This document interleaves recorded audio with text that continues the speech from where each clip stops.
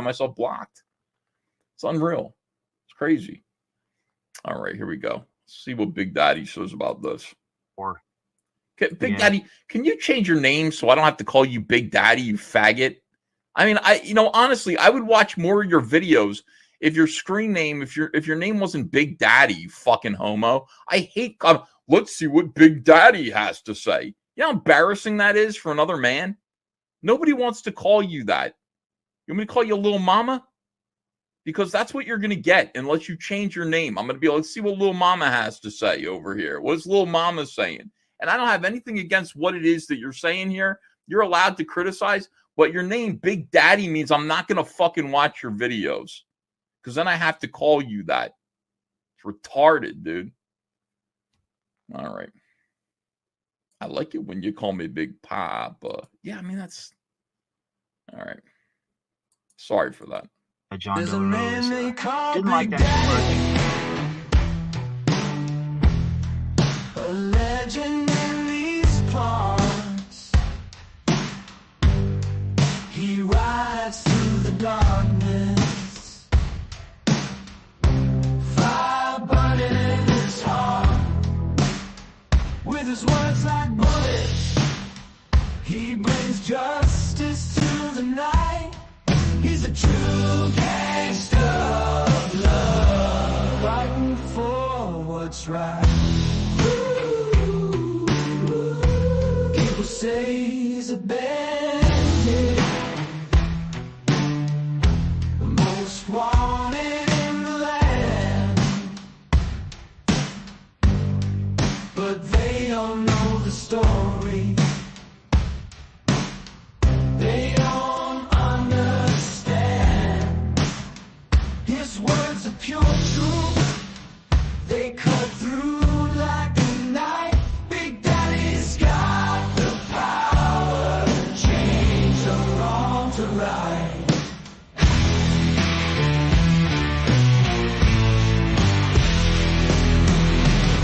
Never trust a whore. Never trust the government. Always trust your gut.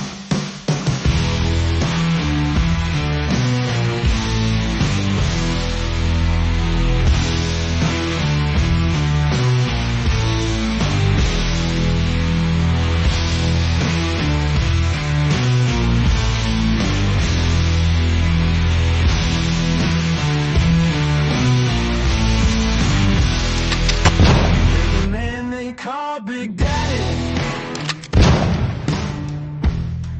a legend in these parts. He rides through the darkness, fire burning in his heart.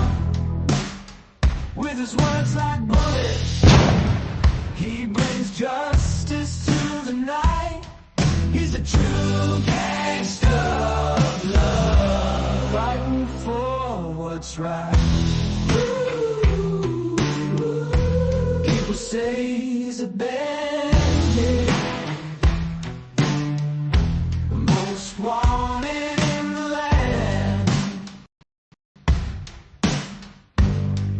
but they don't know the story.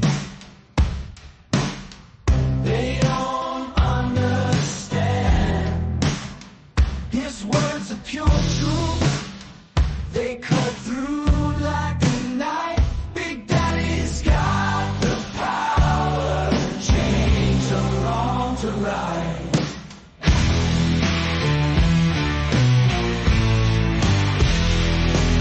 He who walks among the wise shall come to wisdom, but a man who walks among fools shall come to ruin.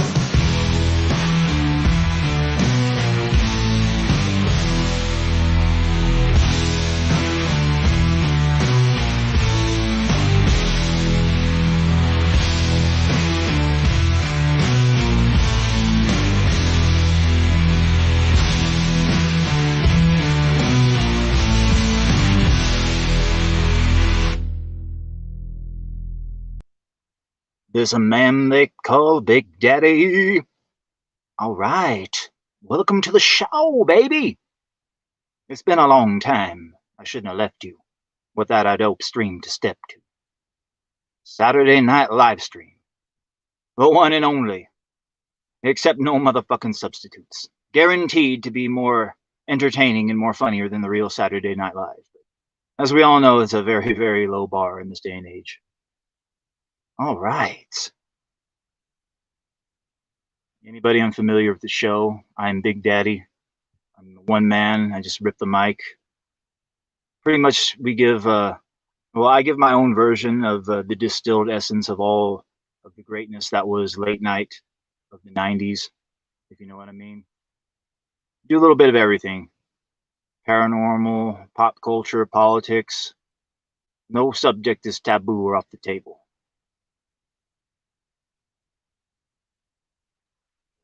Yep. Just chilling with a cup of coffee.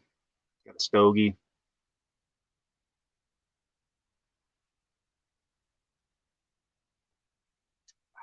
Yeah, some good coffee. All right.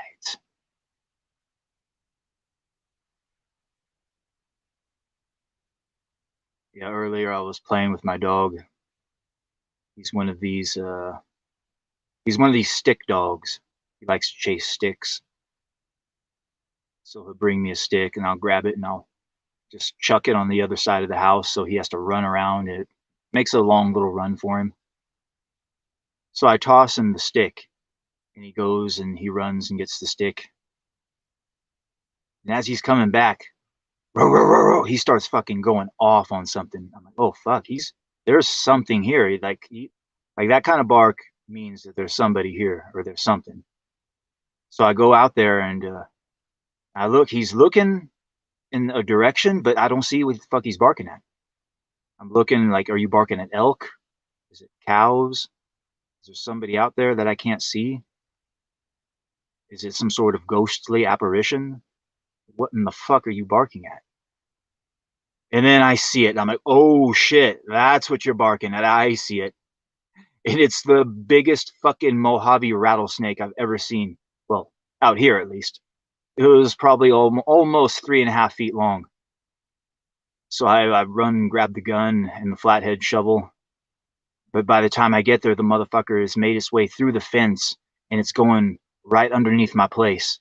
So I run around and get on the other side. And luckily, I've got a bunch of shit preventing snakes from going right underneath my place.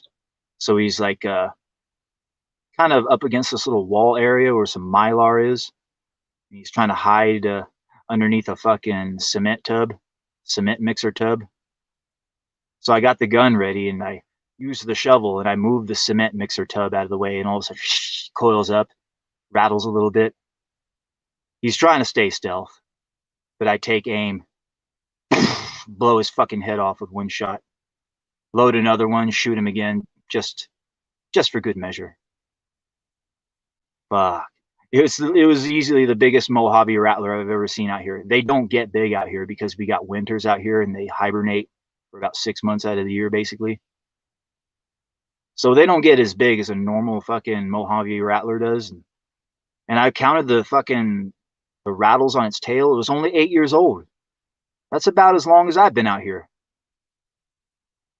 Yeah, they're getting bigger. I remember when I first got out here, they were so small.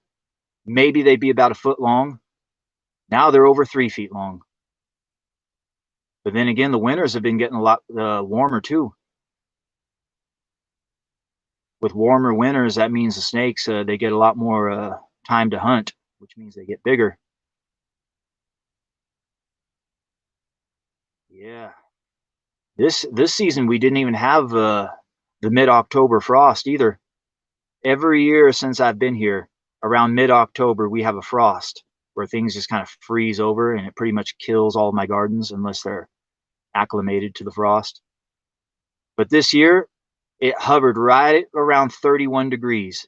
It didn't get down to that into the 20s at all.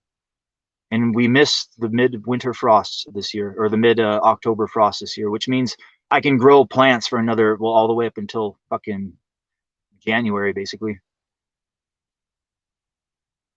Yeah, I wonder if it has something to do with them activating HARP over there on the East Coast and creating those fucking hurricanes. If there's some sort of butterfly effect, I wonder. It could be global warming too, as Al Gore would say. Regardless, the warmer it gets in the winter, the bigger the fucking snakes are getting, and I don't like it. I don't like having to deal with these big fucking snakes. They're kind of scary. These big old Mojave rattlers, they're extremely aggressive too, the most aggressive form of rattlesnake. They're the only type I seem to find out here too. There's supposed to be 5 different breeds of rattlesnake out here. Only Mojave rattlers, the only ones I find. The most aggressive, nastiest, meanest ones. Well, I'm glad that I fucking threw that stick and my dog fucking found that snake before it probably could have got under my house at some point, and my dog likes to chill under the house. Last thing I want to do is deal with another snake bite. It's happened before to a couple of my dogs. Use Benadryl and antibiotics. That'll save you a vet trip. Vet trip, that'll be almost $1,000 for a snake bite in this day and age. Yeah, I've killed so many fucking snakes around here, I lost track. Snakes used to be the one thing I was scared of too. Ever since I was a little kid, I used to be like, that was my biggest fear, snakes. But I eventually had to learn to get over that fear, and now it's like nothing. I almost get an adrenaline rush now every time I see one. Oh yes, now I get to fucking kill you again. Kill another one of you. I remember one time I was on a walk, and all of a sudden I hear, and I look, and it's about 10 feet away in a fucking clump of grass. And I instinctively look at that motherfucker. I'm like, oh, you a nasty little naga, aren't you?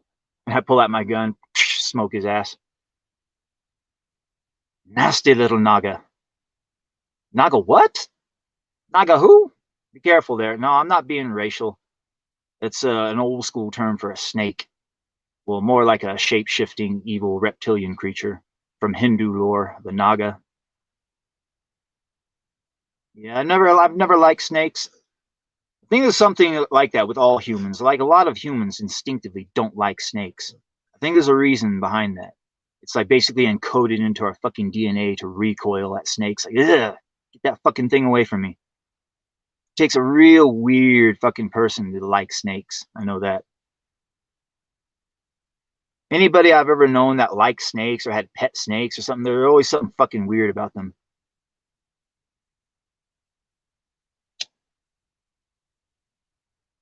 Not just pet snakes, but pet reptiles, period. Like, who the fuck would want a pet reptile?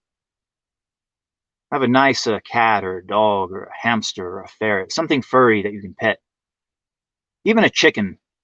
Chickens actually make the best pets because they lay eggs for you. The only pet that'll actually make food for you, a fucking chicken. Yeah, one of my chickens, I found its fucking nest. It was laying in this tree. It made a little fucking nest, and I found like over a dozen eggs in there. I was so stoked. I raided its fucking nest, and then it stopped laying there. I don't know where the fuck it's laying now. That's what these fucking chickens will do. They'll go lay in the spots they're not supposed to fucking lay. I got these nice little hutches ready for them. Like, no, they'll go lay in the most random fucking spots, and coyotes will eat their eggs or rodents. But luckily for me, I found the fucking egg stash. Such is the way.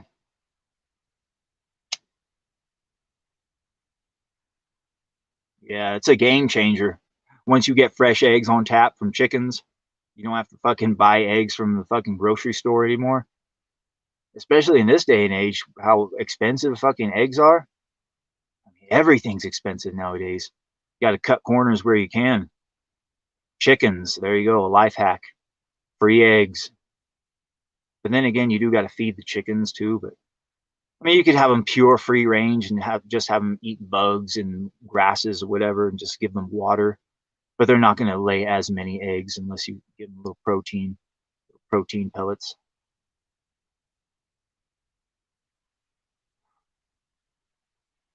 Yeah, make a little fried taters with some eggs. Damn, that shit was good. French fry potatoes. It reminded me of a McDonald's, eating the McDonald's French fries. Speaking of McDonald's, you hear about what happened with Trump? Well, you talk about getting triggered. Shit, I hadn't seen the left of this triggered since 2016 when he beat Hillary. Fuck. When Trump went to McDonald's and made some French fries and shit, like, oh my God. Like literally a collective meltdown from the left. I ain't never seen anything like it in my life. Well, look at that, look at there. That beats any goddamn thing I've ever seen in my life. And Trump was just doing it to troll Kamala too. Just because she had said she worked at McDonald's once, even though she's lying. The thing with leftists, lying comes just as easy as breathing to these motherfuckers. So Trump trolls her, decides to troll her, pretends to be a fry cook for a day. Really, I think it was only for about 15 minutes or something. It's like, I have officially worked at McDonald's 15 minutes longer than Kamala Harris. Well, you talk about a dumb bitch. Like, have you seen like a lot of these interviews this bitch has done? That one she did with that fucking Fox News guy. I was like, oh my God, it's like get a bottle of whiskey and take a shot every time you cringe. You would literally die about 5 minutes into any fucking interview she's ever done. No fucking joke. Alcohol poisoning. Ah, the liver, no. Yeah, the mother of all DEI hires. Jesus Christ. Yeah, I bet the Democrats are kind of kicking themselves in the ass for not having Tulsi Gabbard be the old Joe Biden's vice president instead. She was a lot more popular than Kamala in the primaries that one time. I know that. Was way more intelligent than her. Fucking killed her in that debate. Yeah, but there's no room for Democrats like Tulsi Gabbard anymore. In fact, I heard Tulsi Gabbard joined the Republican Party. I could be wrong, but I think Tulsi Gabbard is now a Republican. You know what that means, right? President Tulsi. Yeah, remember Ronald Reagan? He was once a Democrat. Same as Donald Trump. Yeah, it's just one in a long line of former Democrats becoming Republicans and then becoming president. I could see Tulsi Gabbard becoming the first female president. She'd be the only bitch I'd vote for.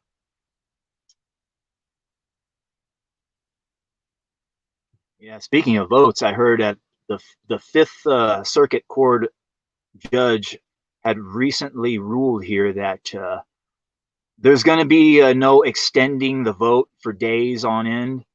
No, all of the votes got to be counted on day one, on election day. Anything after that doesn't count. You're going to be breaking federal law. This is going to throw a monkey wrench into a lot of their fucking plans. It's just going to make it a little harder for them to cheat.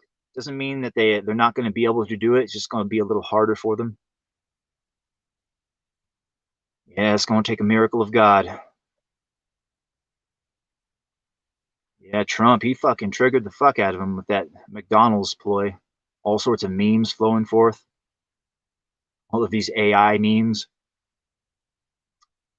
Yeah, I guess Trump, he just here recently did an interview with Joe Rogan. Boy, I bet that's going to trigger the fuck out of him. Almost 3 hours. Once they parse through his words and find certain little things they can get him on. He praised Robert E. Lee. He's literally Hitler. Yeah, you know how it goes. I just imagine if Kamala Harris could get on there with Joe Rogan for 3 hours. The bitch can't even make it through a scripted 20-minute interview. Fuck, how is she going to do off the cuff fucking podcast style interview for several hours? Jesus Christ. Get a couple of blunts lit. Like, here, Kamala, here. Get her high and just start pumping her for information. She starts rolling over on the deep state. Like, cut it, cut the mic, cut it. She's going completely off reservation, mate. Starts talking about her days, sucking dick. Mayor Willie Brown. Like, oh, no. The Montel Williams parties. No. Shut up. You're going to lose it. That would be funny, though.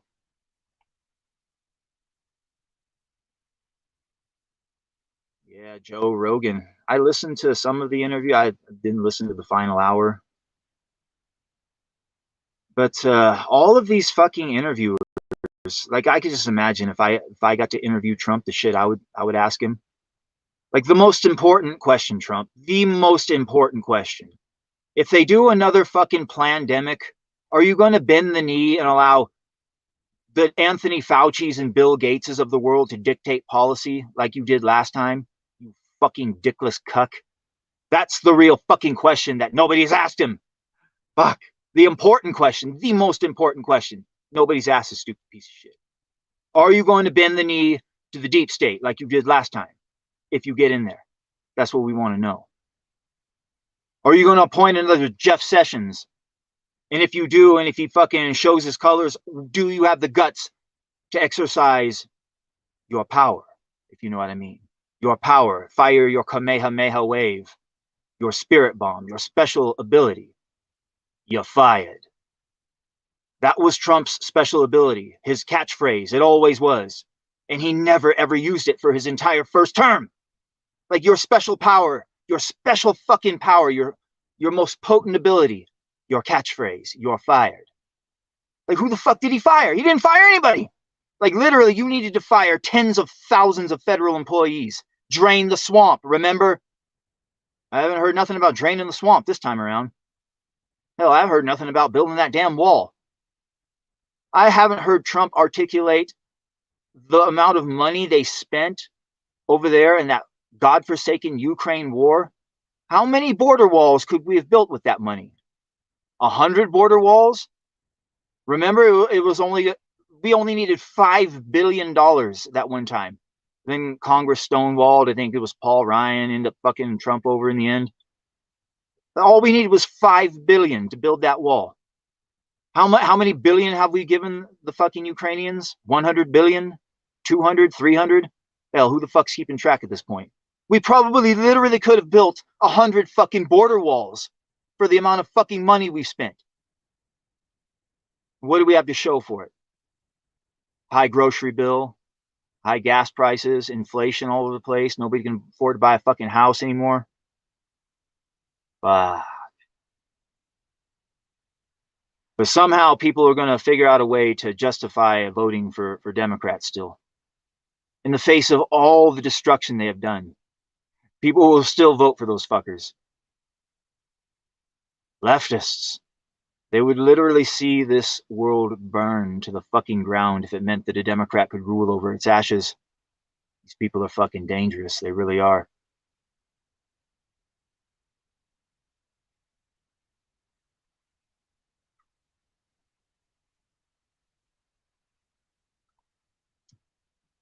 That's good coffee. Cotton mouth. Yeah, one of the worst part about leftists too, whenever they start going in on Republicans, Trump, conservatives, whatever, it's always just a bunch of bullshit. Like, just basically a bunch of lies that they hear in the media and regurgitate over and over again. Don't you know Trump's going to take away Social Security? He's going to raise taxes. Don't you know he's a Nazi? He's racist. Don't you know he's a white supremacist? Charlottesville. What? And it's all just bullshit. Just nonsensical fan fiction is what it is. But whenever people like me ask the left to defend their insanity, like literally nobody ever asks them to defend their insanity. Defend trans kids. Defend that shit. Defend murdering unborn children in the womb. Defend that shit. Defend communism. Defend inflation. Defend World War III. Defend that shit. No, they're never fucking asked to defend their stances and their policies that they hold dear. No, but people on the right are forced to defend shit that the left just makes up about them. Yeah. What can you do, though? Yeah, it's just a microcosm of what I'm talking about. I saw on the Dick and Vito's show, The Biggest Problem in the Universe, here the other day. Vito had finagled himself some sort of a sponsorship with some sort of a left-wing NGO to promote voting. And they wanted him to promote the Harris Walls campaign. So Dick basically said, yeah, Vito, let's hear you defend these ideals. Let's hear you say why Gen Z should vote for them. Let's hear you defend the Kamala Harris campaign and say why it's so great and why you should vote for them over Trump. Let's hear it, Vito. And Vito just kind of like changed the subject real quick. And Dick Masterson, like the fucking mangina that he is, fucking went right along with Vito. Didn't fucking hammer him on it. No, they're never, ever forced to defend their insanity. No. They just kind of slough it off and change the subject. The leftist supremacist movement is real. Make no fucking mistake. They would see people like me fucking put in death camps if they had their fucking way. And they may before it's all said and done. Have you heard about this new thing that they've passed here recently? Sanctioning the U.S. military to use deadly force against the citizens? Yep. They're setting the stage to do exactly what they did in November of 2020. And if we fucking say anything about it, they're going to weaponize the fucking military against us. Like, oh, Buffalo Shaman? No Buffalo Shaman this time. You're going to take a 7.62 round, motherfucker, right to the dome. No! That's what they're going to do. And don't think that the military won't not follow the orders. They will. When has there ever been a time in history where the military didn't follow orders? Not just in this country, but in any country. They always follow the orders. They always do. They may hate themselves afterwards, but they'll follow the orders. They always fucking do. History has proven that they always do. Unfortunately.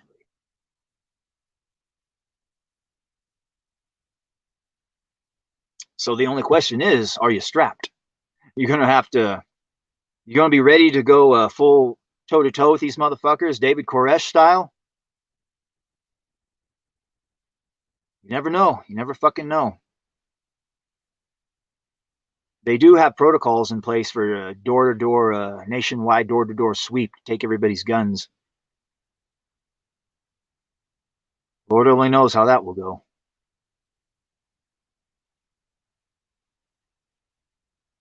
But if the military decides not to follow the orders, they'll probably figure out somebody who will follow the orders. Terminator, that's who. Yeah, have you seen some of the robot technology that's being developed here? Not just Boston Dynamics, but Elon Musk too. Elon Musk has unveiled this robot called Optimus. It basically looks like the fucking thing from iRobot, that fucking Will Smith movie. Yeah, they move around and they can fold laundry. They can do basic household chores. At some point, they'll probably have an insertable fleshlight where you can fuck it. And then it's over. It's like, oh, no. They've made fuckable robots. It's fucking over now. The game's shut down. Yeah, for real. If they weaponize the military against us and the military all lay down the arms, they'll probably build fucking killer robots. The killer robots will have no qualms about following the orders. Drones. Yeah, you ask anybody in the military what the thing they fear the most in terms of warfare. Drones. That's it. Killer robots, automated warfare. I'm talking about something the size of a bullet, like a insect-sized thing, but they let them out in swarms. And what they'll do is they'll just fire a single bullet, and they'll just come in into a platoon like a swarm of locusts and just take everybody out like that. Like that's what the future of warfare is going to be. Miniaturized robotics. Yeah, that's the thing that a soldier fears the most on the battlefield. Enemy using advanced robotics to that degree. Killer fucking robots, Terminators, but on a small scale. Just imagine that, you see them coming in the distance, like a swarm of locusts, but they're drones. And you know that once they get in proximity of you, there's no fucking escaping from them. Like just what fucking fresh horror that would be on a battlefield. Like you can't escape it. You can't jump into a foxhole. You can't hide behind a bunker. No, it's just going to fly around it. You need some sort of EMP type device. It was like the Matrix at that point. Shit.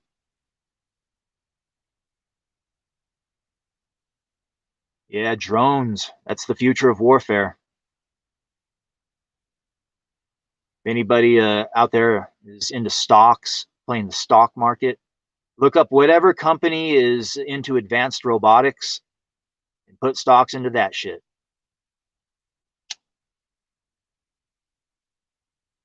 That and dildo companies.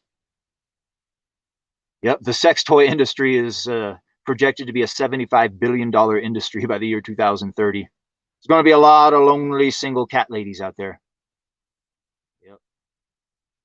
Buy stocks in killer robots, dildos, and cat food. There you go. There's your blue chip stocks. And box wine. Box wine, too. Don't forget that one.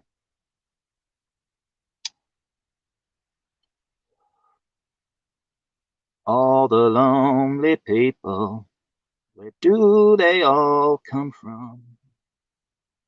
All the lonely people, where do they all belong? Oh, look at all the lonely people. Wah, wah, wah, wah, wah. Eleanor Rigby. I don't know the rest of this song. Blah, blah, blah. Beatles.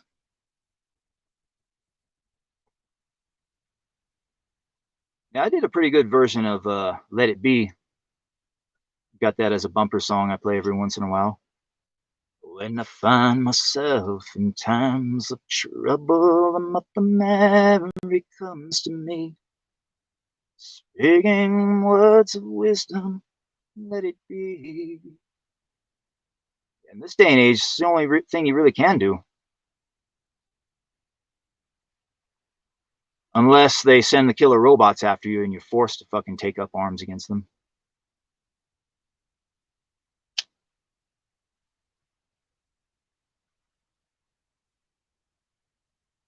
Yeah, but if Trump gets in there, you never know. We might be able to right the ship, prevent another fucking massive war from breaking out. Although I hear that Israel and Iran, they're getting ready to throw down right now. They're bombing the fuck out of each other. Boy.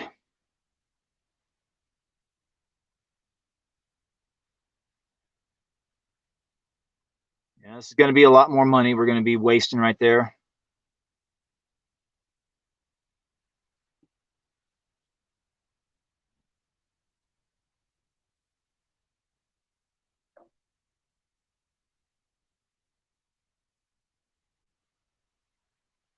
Yeah, we had a hit list of 7 Middle Eastern countries right after 9/11 to take down, and there's only 2 left on that fucking hit list.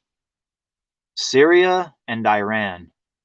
We've been trying our damnedest the past 20 years to fucking go to war with those 2 countries. Israel is like, fuck, we can't take it no more. They shoot their fucking shot. You know what, Israel? You go ahead and you go to war with Iran. See how well you fare against them without America's money. And like, don't fund them. Like, would Israel be able to fund their own war against the Palestinians, against Iran, against all of the fucking Middle East, basically? No, they basically count on America to have their back one way or another. But if America didn't have their back, what would they do? I'm sure they could figure it out.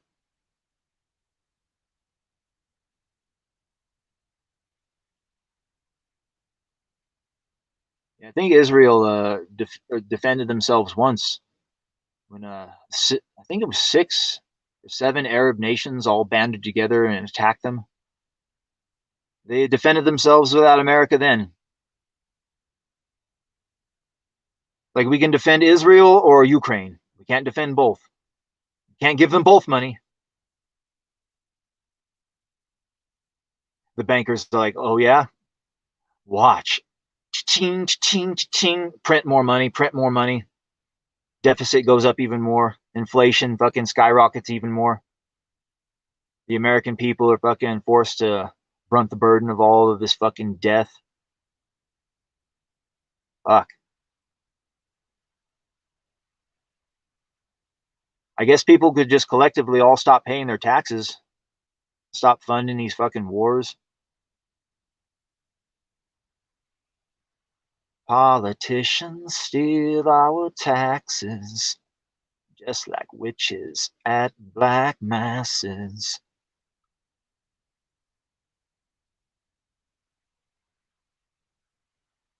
Just imagine if all of the money that we give to foreign nations instead was spent on domestic stuff, like just fixing potholes and, you know, giving poor people a little help here and there, maybe to help out some homeless people, help out some people with mental health issues.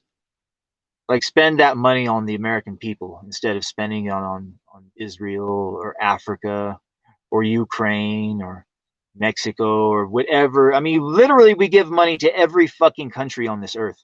We do. Like, it would probably be easier to find a list of countries we don't give money to. But the American people, fuck them. Let them suffer. Yeah, the single most important resource your country has is your people. And they're treating their own people like a redheaded stepchild is what they're doing.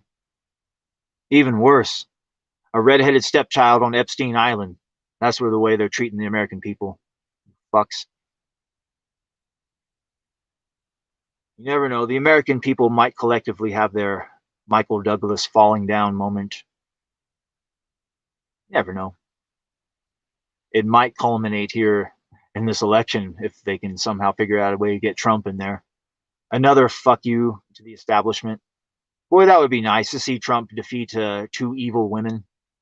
The two presidential elections he won were against two of the most evil, wicked women walking God's green earth. How fucking ironic it would be. He's a rapist, don't you know?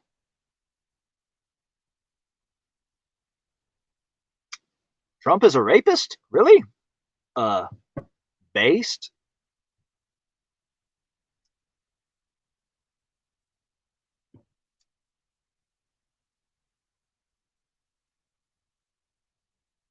Yeah, notice rape is only bad whenever it's Republicans that do it. But when Tim Walz rapes a prepubescent boy, oh, that's perfectly fine. Yeah, you hear about Tim Walz. Balls to the walls. Kamala Harris's vice presidential nominee. Turns out he's a child molester. He's a fucking chomo. Kyle Rittenhouse rule, dude. Yeah, if you didn't hear that one, the Kyle Rittenhouse rule. I'll explain what the Kyle Rittenhouse rule is. It has to do with leftists and pedophilia. Kyle Rittenhouse goes to a group of leftists, fires fucking shots, and caps 3 random leftists. And 2 out of the 3 random leftists he caps are pedophiles. There's your Kyle Rittenhouse ratio.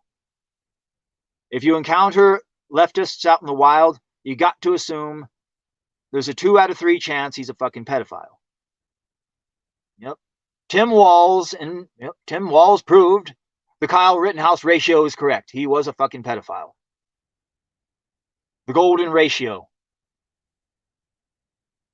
Oh, real. Leftists are so fucking degenerate. Like, defend that shit. Defend raping children. Defend being a child molester. Defend Joe Biden groping and sniffing children. And his son raping underage prostitutes on camera. Defend that shit. Don't you know Trump said grab them by the pussy one time? He's literally Hitler. Shit. I wish Trump was a little bit more like Hitler, to be honest. Fuck. If Trump was just a fraction of the dude that his enemies pretended he was, do you realize how fucking based he would be? He would literally be the most based man that ever lived. I would crawl through broken glass to vote for the motherfucker. Shit. My precinct is like 6 hours away. I would fucking jump in my car, drive down there, and actually vote for the motherfucker. Oh, real. Like Trump comes out. Yeah, all that Nazi stuff you heard. Yeah, it's true. Yep. All of it.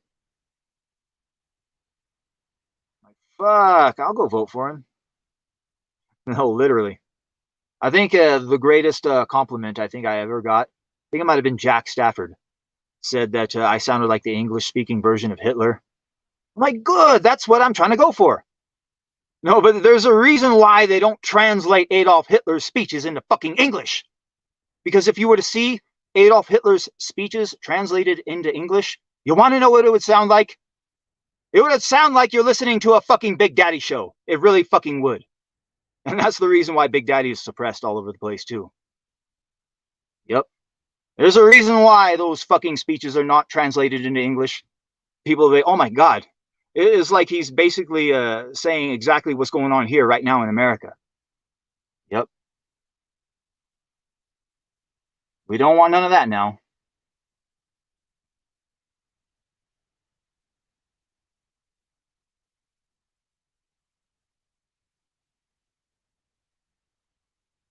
Yep, Tim Walz is a molester.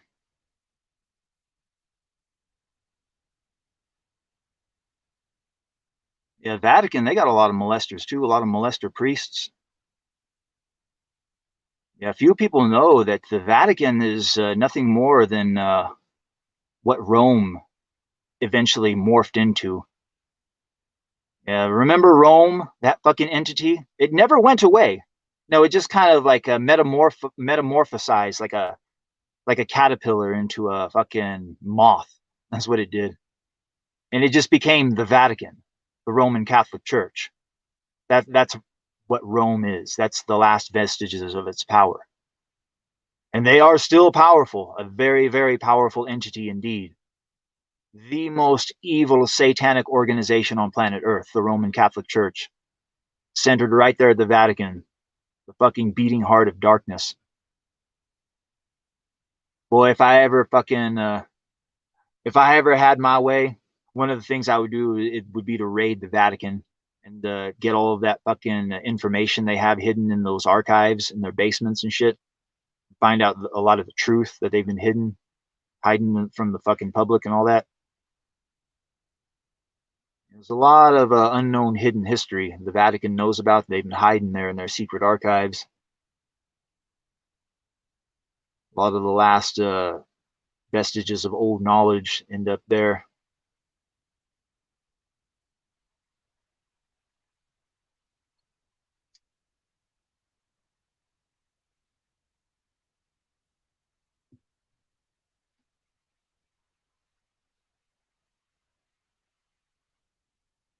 Yeah, but there's a lot of interesting grimoires there.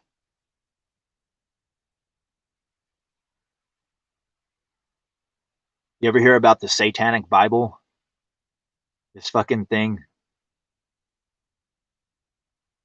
Supposedly it was made by a priest. He cut a deal with the devil.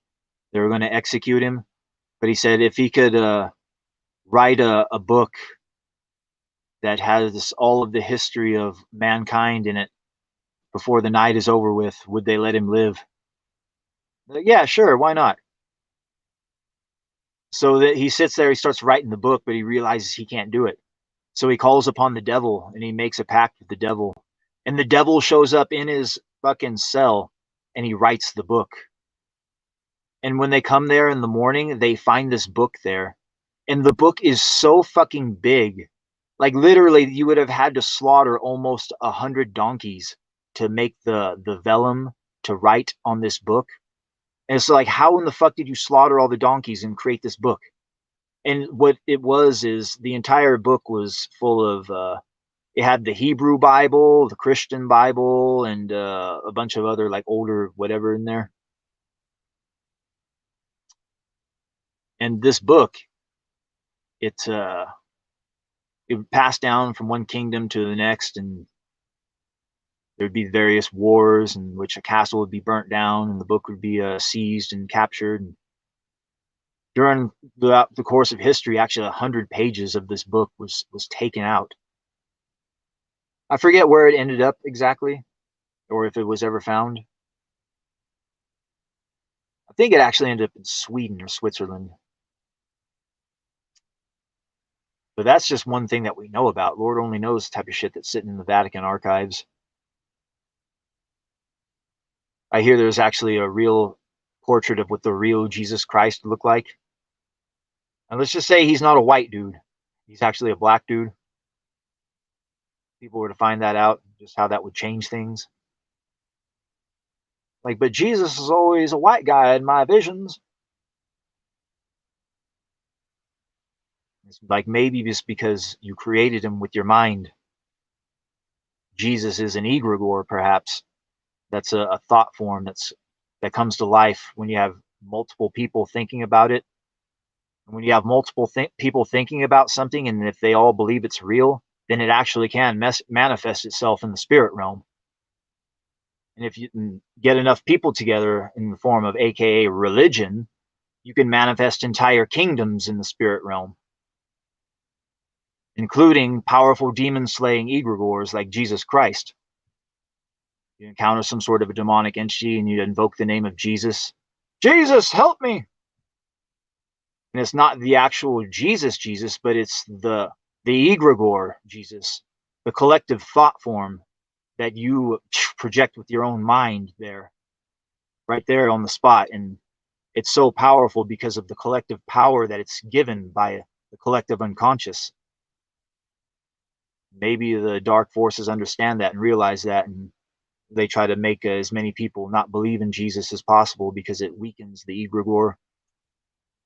It makes demons less susceptible to being destroyed by it. You never know. You start thinking in real metaphysical terms.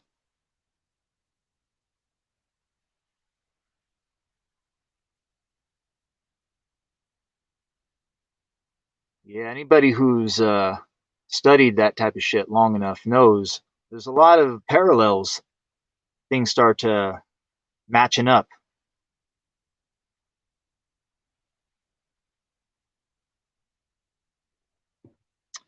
One thing that I have noticed that I don't think I've heard anybody else talk about this before is a certain cryptid that's associated with this phenomenon. And this cryptid, it's seen by so many people and talked about by so many people, but when they see it and talk about it, they just kind of slough it off, and like they don't really talk about it in depth. And it's just kind of an afterthought. But you hear so many people speak of this certain entity that looks a certain way, and they always look the same exact way. They always describe it the same way. And these entities, they're seen not just during abduction experiences, but they're also seen in the afterlife during NDEs, near-death experiences, that type of shit. They're also seen during DMT trips. Now, these beings that I'm speaking of, they are called what I call the tall humanoids that wear military uniforms and helmets. These fucking things. I have a feeling that if we were to pull that loose thread and figure out what those fucking things are, then we're going to know everything about reality. These beings that seem to transcend all forms of phenomenon. The tall humanoids that wear the military uniforms and the helmets. Those fucking things. The ones that are basically behind the scenes giving the grays the orders. The ones that people see in near-death experiences. The ones they see during DMT trips. I wonder what the fuck are those things exactly? The same thing that people see in deep underground military bases, not just on the planet, but on the dark side of the moon as well, on the ocean floor. These beings that are monitoring us, they seem to have some sort of power over us, some sort of dominion over us. And then you look at the old texts from the Abrahamic texts, the Jewish ones, Christian ones, all of those, to try to put the pieces of the puzzle together on what these things possibly are. Then you hear about the being called El, that's supposedly God that created us. I think it's from the Hebrew Bible. But El, that's just the singular from the plural word Elohim, the many gods, because those are the ones that truly created us. When you look at the texts of those old Abrahamic texts, we weren't created by just one God. We were created by the Elohim, the many gods.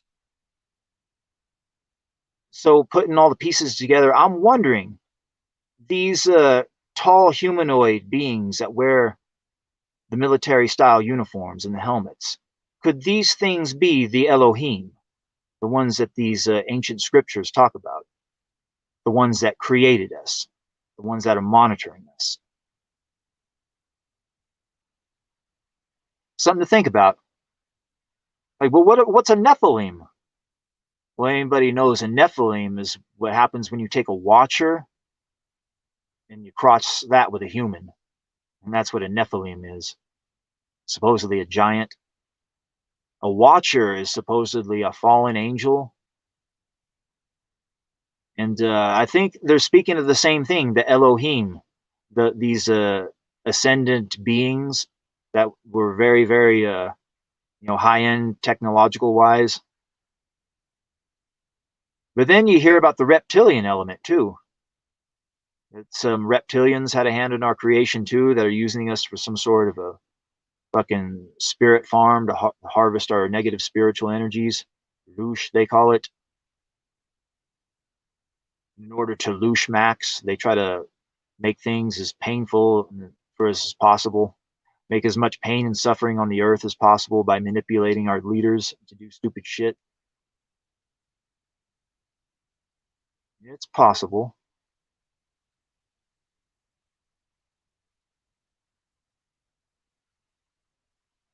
But if you were to take the helmets off of these fucking helmeted beings and see what they really look like, I wonder if they would look a little reptilian.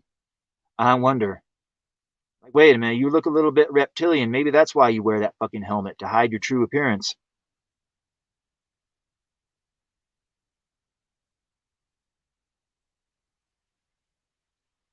Yeah, the reptilians could be separate beings too, who could be working with these things or working against them. They could be the good ones. I don't know. It doesn't sound like it sounds like they're more ambivalent than anything. It doesn't sound like they're good. If I was to pick, are they good or evil? It sounds like they err more on the side of evil than good from the times I've heard about people interacting with them. But one thing they like to do is use trickery. Like I said, they use the Greys as a go-between. And the Greys, a lot of people that have like hardcore, like demonic phenomenon know that these Greys appear during these hardcore fucking demon possession cases or hauntings and shit like that. And what they say is the Gray is actually like manifesting, or it's actually taking the shape of the ghost or the granny, or it'll pretend to be one of your loved ones or something like that, just to gain your trust. But whenever the illusion is broken and you see what they truly are, you realize it's a Gray, and you're like, oh, what the fuck? And then you hear about the Ouija board phenomenon, about people talking to their dead relatives or whatever. But anybody knows that you're not actually talking to a dead relative. You're talking to a demon that's pretending to be your relative, is what it is. So I wonder if all of this phenomenon related to aliens, it's actually demons, is what it is. Aliens and demons are the same fucking thing. And it all goes back to these creatures, the Elohim, the caretakers, the watchers, whatever you want to call them, the angels, the fallen angels. Yeah, you don't hear too many people focus just on those particular things, though. But you hear them talked about a lot. The one thing that covers almost all of the entire cryptid sphere, from ghosts to demonic to alien, all of that shit. And those fucking beings are there during all of it.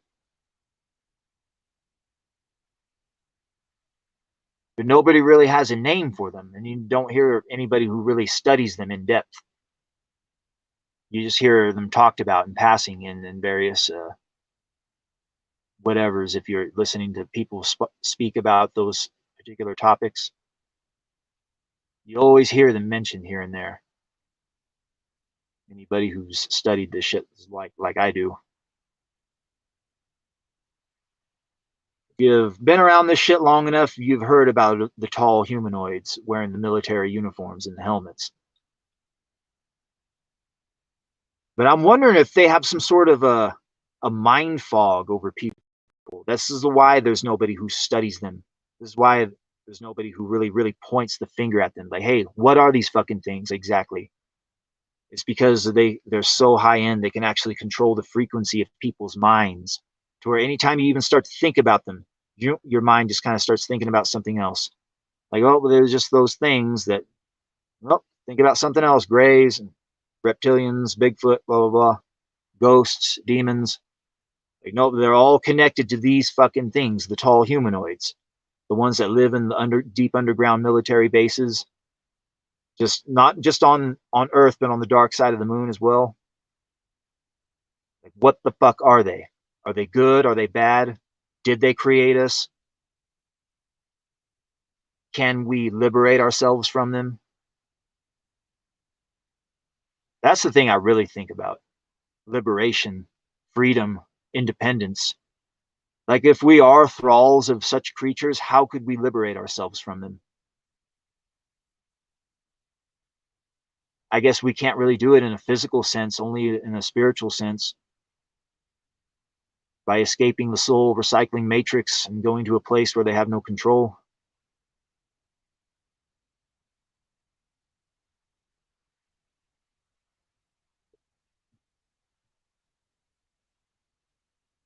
Yeah, Big Daddy Show. We talk about deep ideas. Ideas, events, people. Well, what was the saying? I forget what the saying goes. Great minds discuss ideas. Mid-level minds discuss events. Small minds discuss people. When we discuss people, normally the people are important, but we like to talk about ideas and then events too. But normally in the second half of the show, we talk about people. Yeah, maybe we'll take a little break, and when we come back, we'll get a little lighthearted and talk about some griftosphere related shit. Maybe talk about some other stuff too. Yeah. We're closing in on that hour mark. I think we'll take a little break. Throw on a good little bumper song.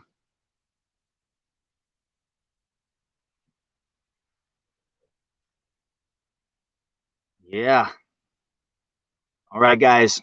We'll take a little break. Enjoy the tunes. We'll be back in a little bit.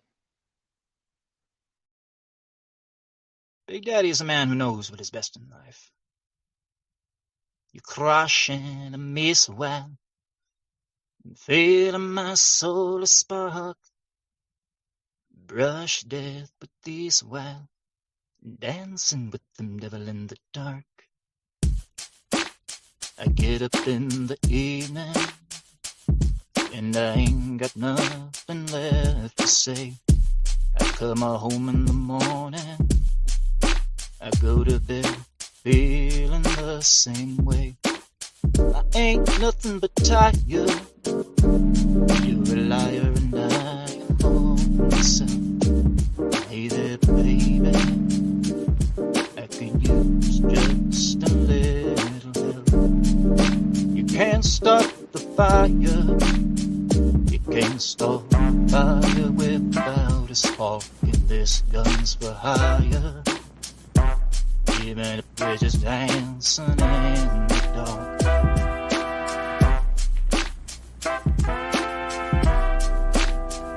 Even the bridges dancing in the dark.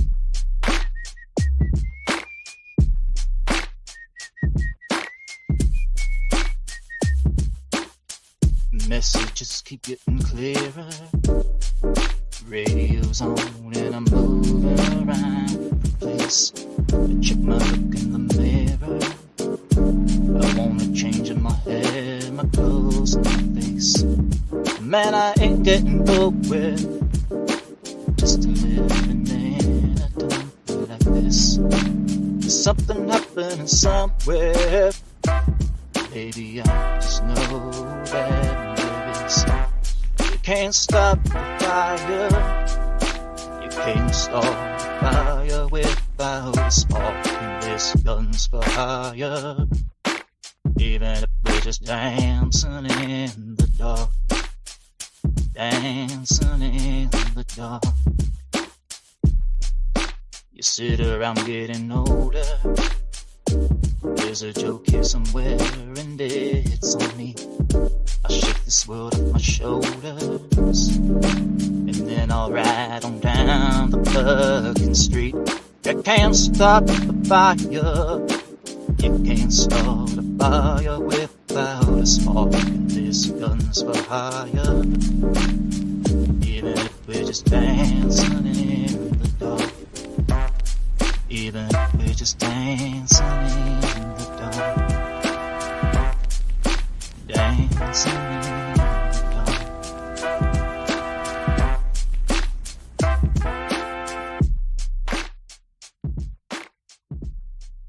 Dancing in the dark. Dancing in the dark. Delia, wouldn't deal you all my life. If I hadn't shot Cordelia, I'd had her for my wife. Delia's gone, one more round, Delia's gone. I went up to Memphis, I met Delia there. I found her in her parlor, and I tied her to her chair. Delia's gone, one more round, Delia's gone. She was low down and trifling, she was cold and mean. Kind of be that'll make me want to grab my submotion. Delia's gone, one more round, Delia's gone. First time I shot her in the side. Hard to watch her suffer, but with the second shot she died. Delia's gone, one more round, Delia's gone. Jailer, oh jailer, jailer, I can't sleep. All around the bedside, I hear the patter of Delia's feet. Delia's gone, one more round, Delia's gone. So if your woman's devilish, you can let her run. Or you can bring her down and do her like Delia got done. Delia's gone, one more round, Delia's gone. Delia's gone, one more round, Delia's gone.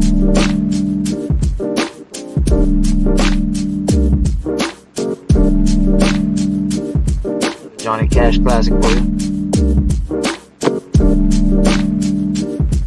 Delia's gone. Not a very politically correct song. If Johnny were around today, he probably wouldn't be able to get away with singing Delia's gone. If I hadn't shot Cordelia, I'd had her for my wife. Delia's gone, one more round, Delia's gone. Delia's gone, one more round, Delia's gone.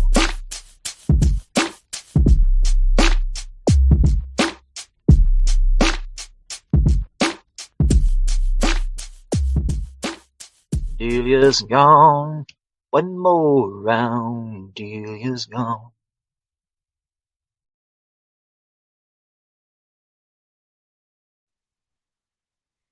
Delia's gone. When the all around, Delia's gone. And we're back. All right. Yeah, Delia's gone. You imagine being that way, where you'd have to fucking gun a bitch down like that. Sorry, Delia. When you see the devil, tell him I said hi. You fucking cunt. I've known a lot of evil, wicked women in my time, but not to the point where I would actually want to do her the way that Delia got done, if you know what I mean. Although, there was this one girl. No, it wasn't that bad. But she did get me in a bad way. But the one way I figured out how to get over her, anytime I started thinking about this bitch, I would replay to myself that line from A Time to Kill, Samuel L. Jackson. I asked myself, does she deserve to die? And then I say, yes, she deserves to die, and I hope she burns in hell. Every time I said that, I would instantly, like, the mood would lighten. I'd start laughing, and like that, I wouldn't feel like shit about it anymore. And that's how I was able to get over that bitch. Sometimes takes different ways, if you know what I mean. But then sometimes it actually takes a bullet. Yeah, there's some bitches crazy as fuck.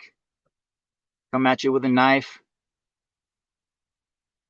Yeah, I heard about a story. This fucking bitch. She was a basketball player, I guess, and she was like fucking huge, over 6 feet tall, 6'5", I think.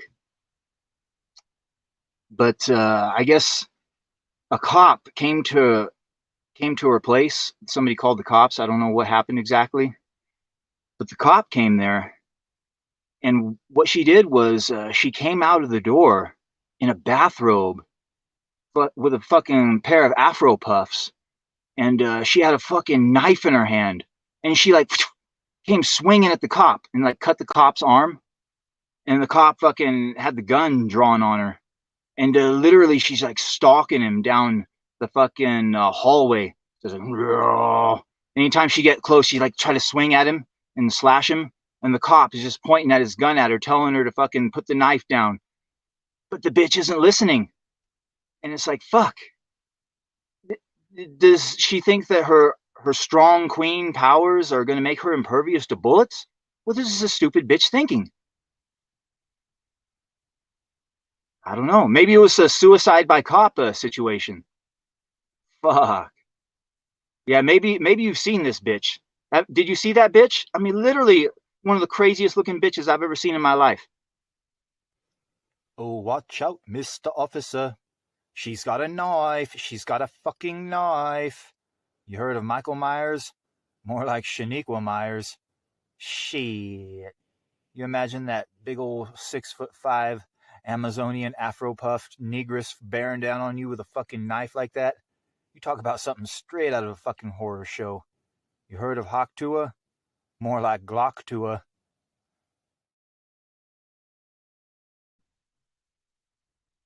Glock Tua! Shoot at that thing! Oh, no!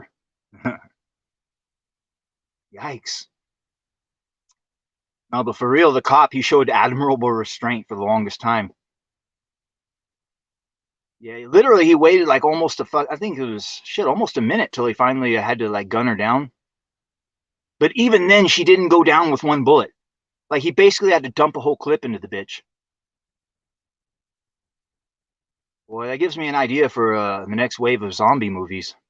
You have some sort of George Floyd type situation, and you got a bunch of black people just fucking attacking. And like, that's the zombies right there. Right there, black people. Kill Whitey. That's the name of the movie, Kill Whitey. Here's some fucking lone white dude who got caught somewhere in Chicago or Baltimore or Detroit. All of a sudden, all the black people is trying to kill you. And it's basically like a zombie movie. That'd be crazy as fuck. And since the police are so inept, like you can't rely on the police. You basically have to fucking kill your way out of the neighborhood.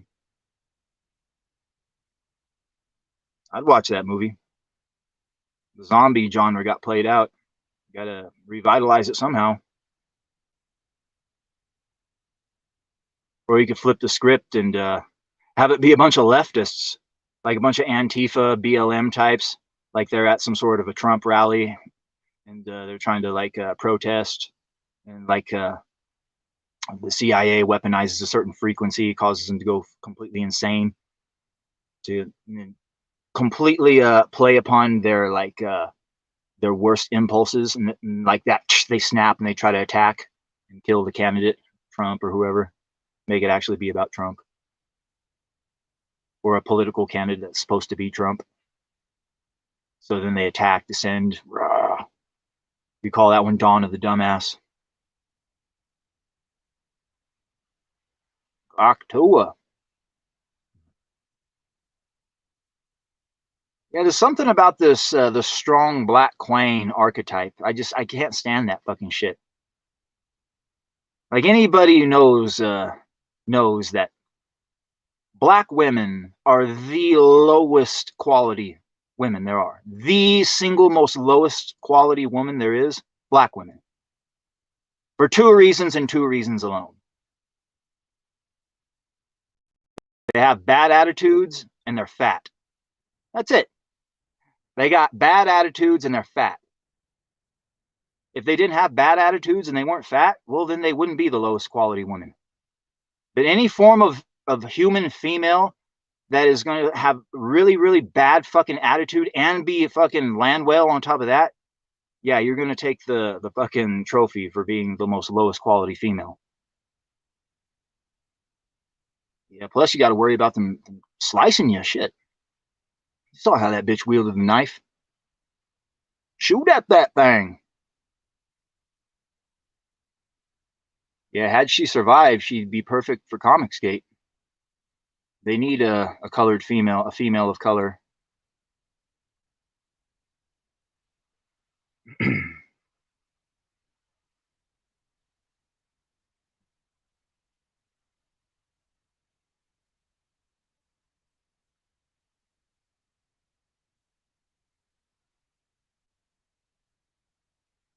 Yeah, black women. Fat bitches. Bitches in general. If black women are the most lowest quality women, then what would be the highest quality woman? Certainly wouldn't be a white woman. Oh, hell no. They're probably just one slight step above black women. I guess Asian women, because of their submissiveness.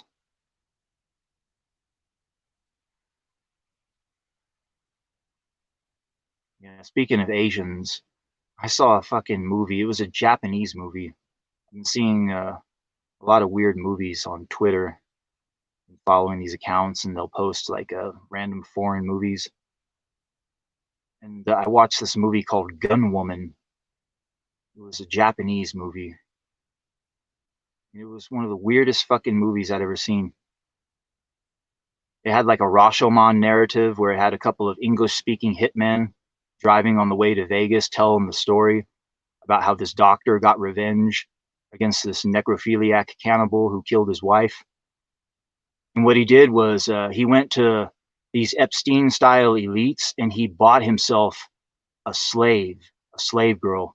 Normally they sell these girls for sex slaves or just whatever.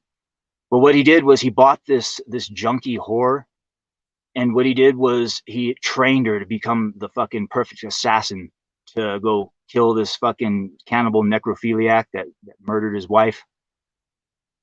And part of the whole plan is he's going to inject her with a certain drug that simulates her death to sneak her inside of the facility where this guy is, to where he's going to rape her corpse. But before that, the drug is going to wear off and she's going to come out of it. And after she comes out of it, she's going to tear apart certain parts of her body where he has a gun hidden inside of her, like pieces of the gun. So she has to like tear apart part where her breast is and then part where her kidney is and pull out the pieces of the gun, assemble the gun, and then fucking kill the guy in the facility. And it's like, it's one of the most bloodiest fucking insane climaxes I've ever seen. Like, she actually pulls it off, but she has to kill several bodyguards in the process. And yeah, it was a pretty insane movie. Something you would not see in the West. And it all ties back together with the English-speaking dudes. And the whole Japanese element, there was no subtitles, so I didn't know what they were saying. But just by simple virtue of the acting and the scenes, the way it was staged, it was basically like a manga, but in fucking movie form. So I could kind of follow it, and I kind of knew what was going on. That's one of those types of movies you fucking won't see in the West. Gun Woman. The guy that played the necrophiliac cannibal, I need to look at the IMDb on it, but I think he might have been that actual famous cannibal in Japan. Like, Japan had this famous case of this cannibal. He like actually murdered a woman over there in France, and then he ate parts of her, and like the French, they were going to try him, but then he got extradited to Japan, and Japan just never tried him. So basically, he got away with murder, and he became kind of like a national celebrity. And he was on talk shows, and he had his on game shows, and he was in movies and shit. And I think he might have been in that movie. I need to go look, because he looked a lot like the guy. I forget the name of the cannibal exactly. Yeah, it's one of those weird cases of Japanese lore.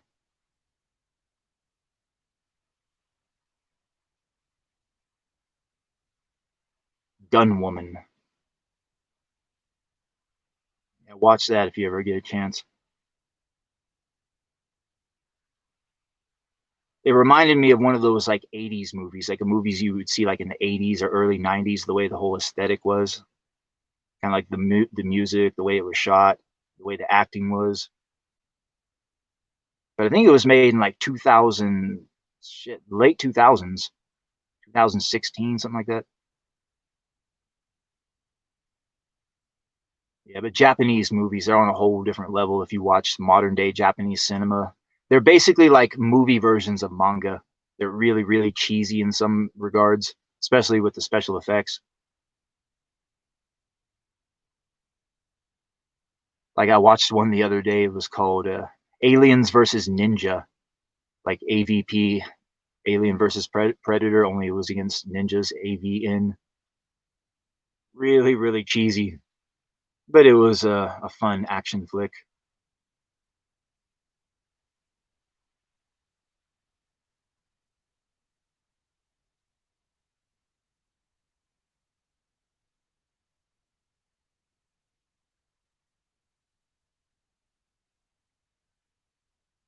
Yeah, I was watching a little bit of Ethan earlier. It sounded like he was getting pretty drunk at a fucking bar. It was kind of embarrassing. It reminded me of my own alcoholic father, only not quite as bad.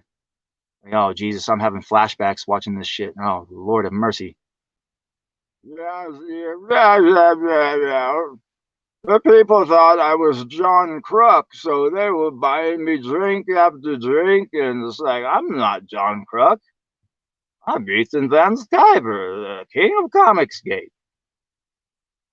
Yeah, it was pretty fucking embarrassing. I wonder if he's still streaming.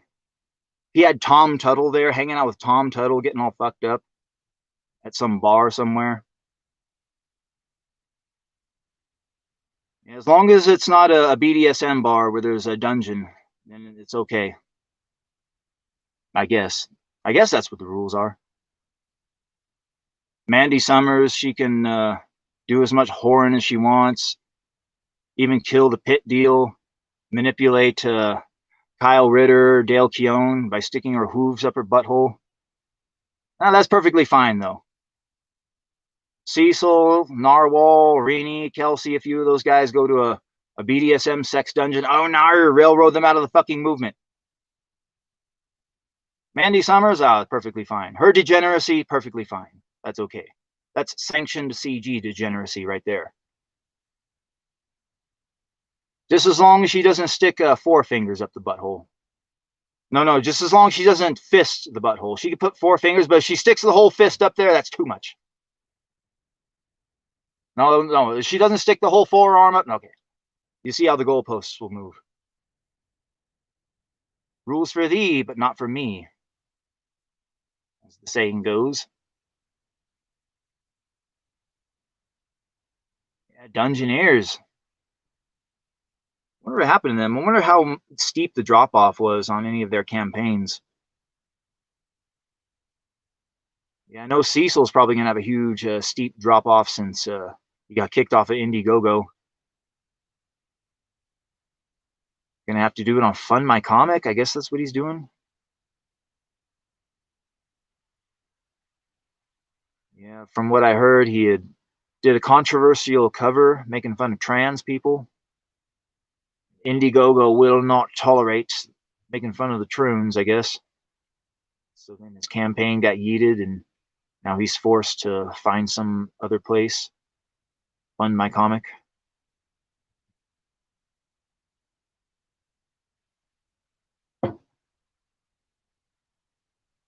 Yeah, your boy Zach, he's making a fucking ass of himself out there. Like, he's gone full lol cow. He really has.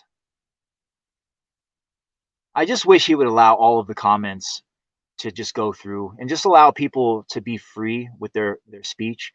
Just allow yourself to be roasted in your own comment section. I mean, it would be so much more entertaining. It really would. You would get so much more engagement too. Yeah, I guess he's just hemorrhaging subscribers. He's lost like shit, close to 10,000, something like that, since he started this little crusade against the griftosphere. The birthday party clowns, he calls them. I mean, I've railed against these same motherfuckers, but the reason he's railing against them is because he's pro-Hollywood. He's white knighting for woke satanic pedo-wood.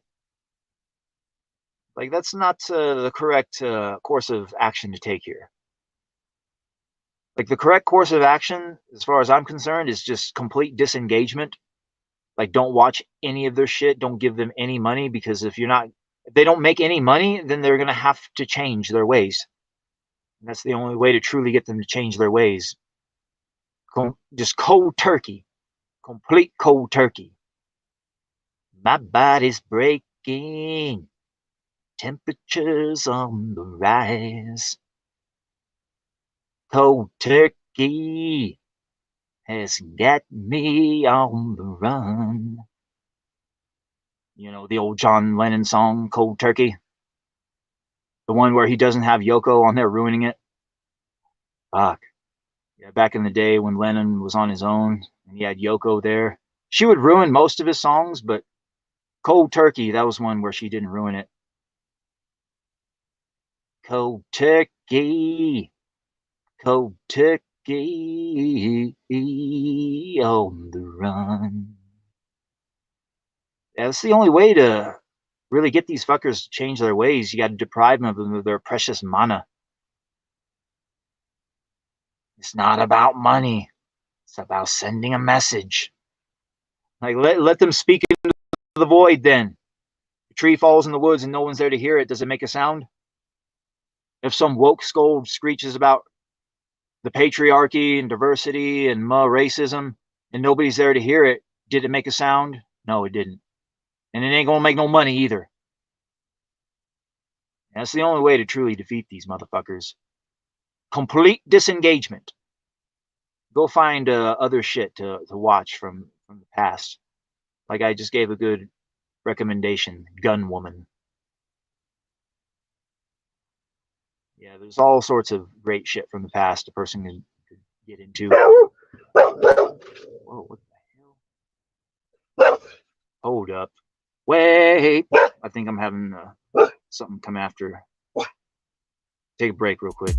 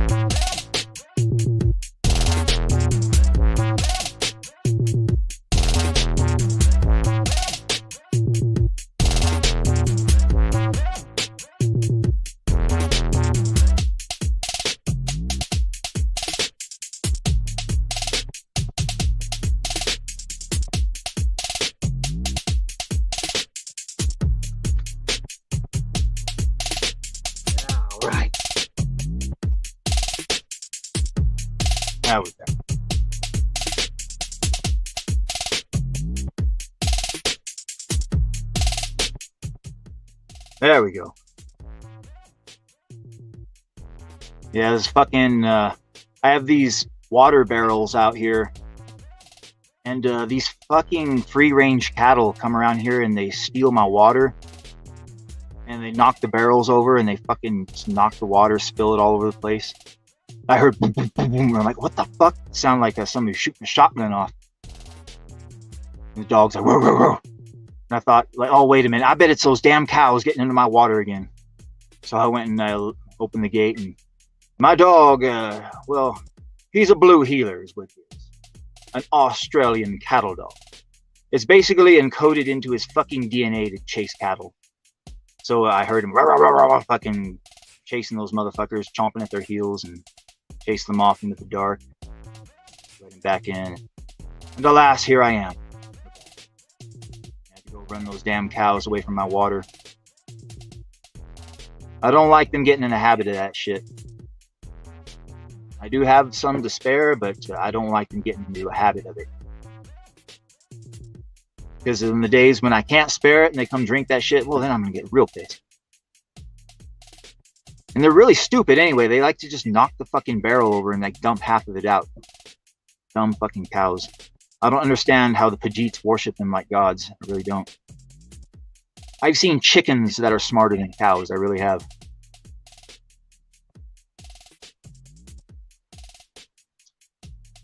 Some good coffee. All right, let's wind her on down here. Let's pop open another stogie here. All right. Oh yeah.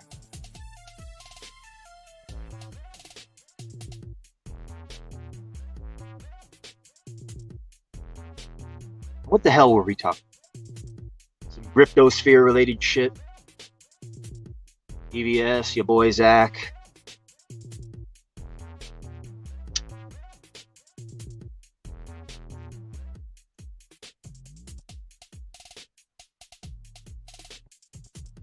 Let's see, what do I have written down on the board here? I gotta look. EVS might see himself in Zach equal epiphany. YBZ living parody. Oh yeah, that's right.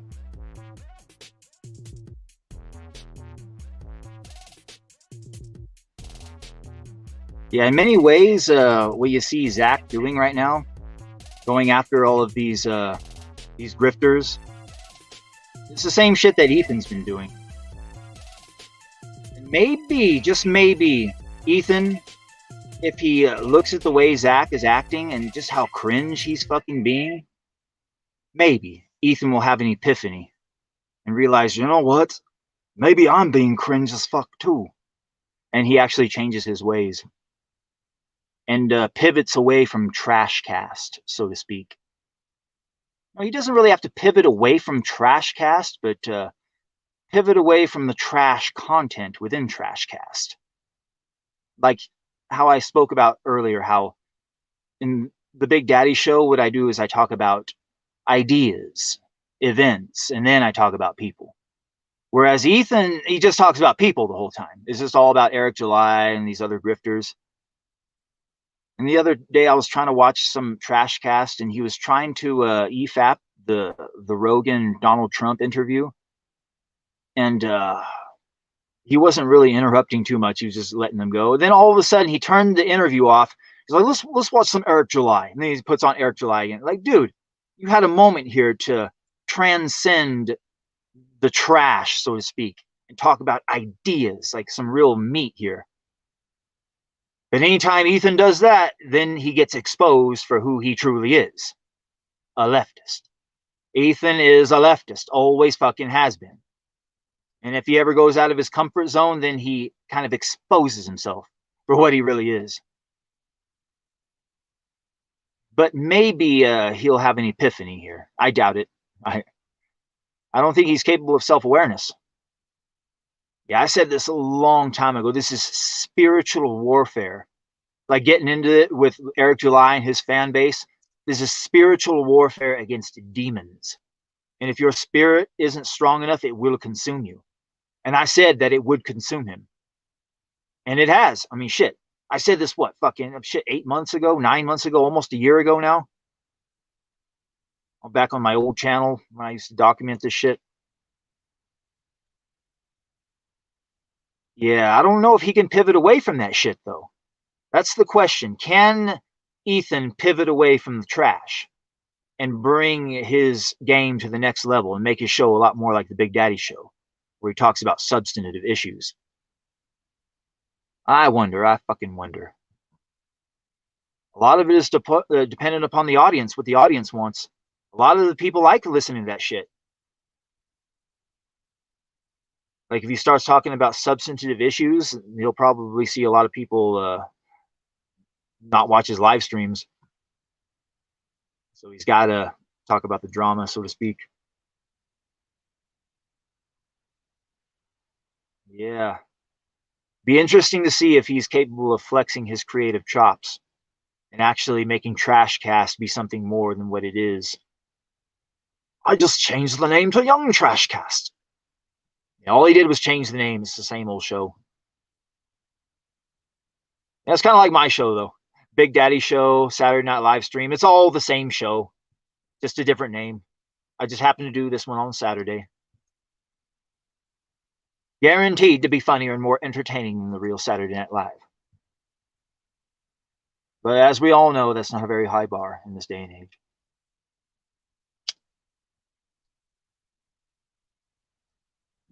Yeah, just imagine if I was being funded by the Russians, Dim Fool style, and I actually had like a budget.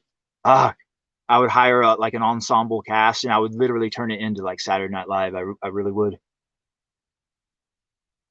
It would. I mean, I'm already the most entertaining show on YouTube. Fuck, just imagine if I had a budget.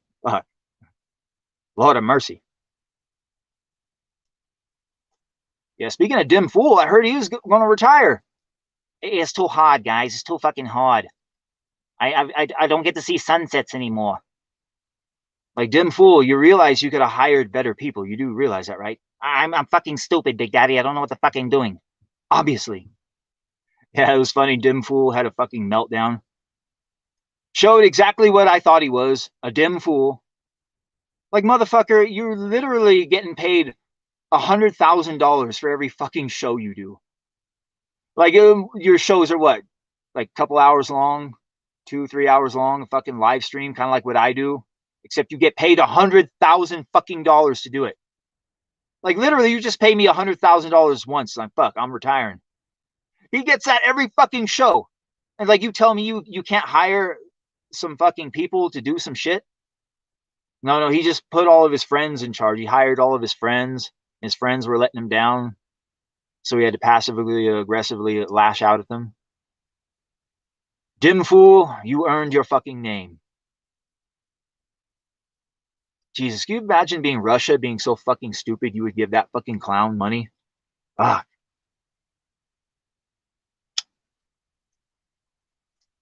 Give Big Daddy money. Fund me, Russia.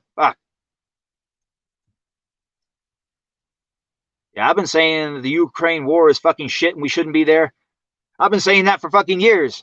For free. Yeah, do we really need Dim Fool to tell us that we shouldn't be in the Ukraine, though? I mean, that's just common sense. Fuck.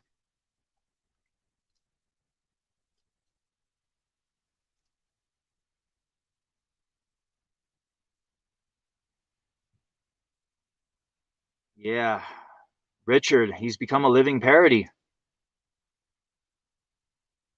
Yeah, your boy Zach, Richard C. Meyer, he has many YouTube channels, kind of like me. I think he's got 3, maybe more. But on one of his channels, he actually gives financial advice. Yeah, financial advice. Richard C. Meyer giving financial advice. I know it's kind of oxymoronic. But I had never seen his financial advice channel. I just heard that it existed. And then somebody sent me this link to this fucking channel, and I watched it. And I swear to God, I thought it was some rando YouTuber decided to make a video lampooning your boy Zach and making fun of him. He was doing like the most gayest soy voice, but he sounded kind of like Richard, kind of like how I do. Oh my God, guys, don't you know Sex and the City is such a great series? That kind of shit. He even called himself your soy Zach. I'm Yasoy Zach's cousin, or something like that. And I swear to God, I thought it was some guy doing a parody of Richard C. Meyer, making fun of him. But it turns out that it was Richard C. Meyer. It was actually your boy Zach. Like, I don't know what the fuck he was doing. I don't know who he was making fun of exactly. I guess he was making fun of himself. I don't know. But it was the perfect impression of somebody making fun of Richard, is what it was. And I thought it was pretty hilarious. But then I found out it was actually Richard. And I'm like, what the fuck? And then I became confused. I'm just still confused about it. Like, who the hell is he trying to make fun of here exactly? It makes no sense. It makes no damn sense. Unless he's trying to make fun of himself. That's the only thing that makes sense here. Because he's doing a perfect parody impression of Richard, making fun of him. But this is how much of a living parody Richard C. Meyer has become. I think some sort of... Remember how Robert F. Kennedy had some sort of worm that ate his brain or something like that? I think for the past several years, Richard C. Meyer has had the same thing. Some worm has been eating his brain, and it's just slowly, like half of his brain is gone. I swear to God, if you were to do a CAT scan on his brain and find out half of his brain was missing, I wouldn't be in the least bit fucking surprised. This is how stupid this fucking guy has become. Yeah, he's hemorrhaging fans too.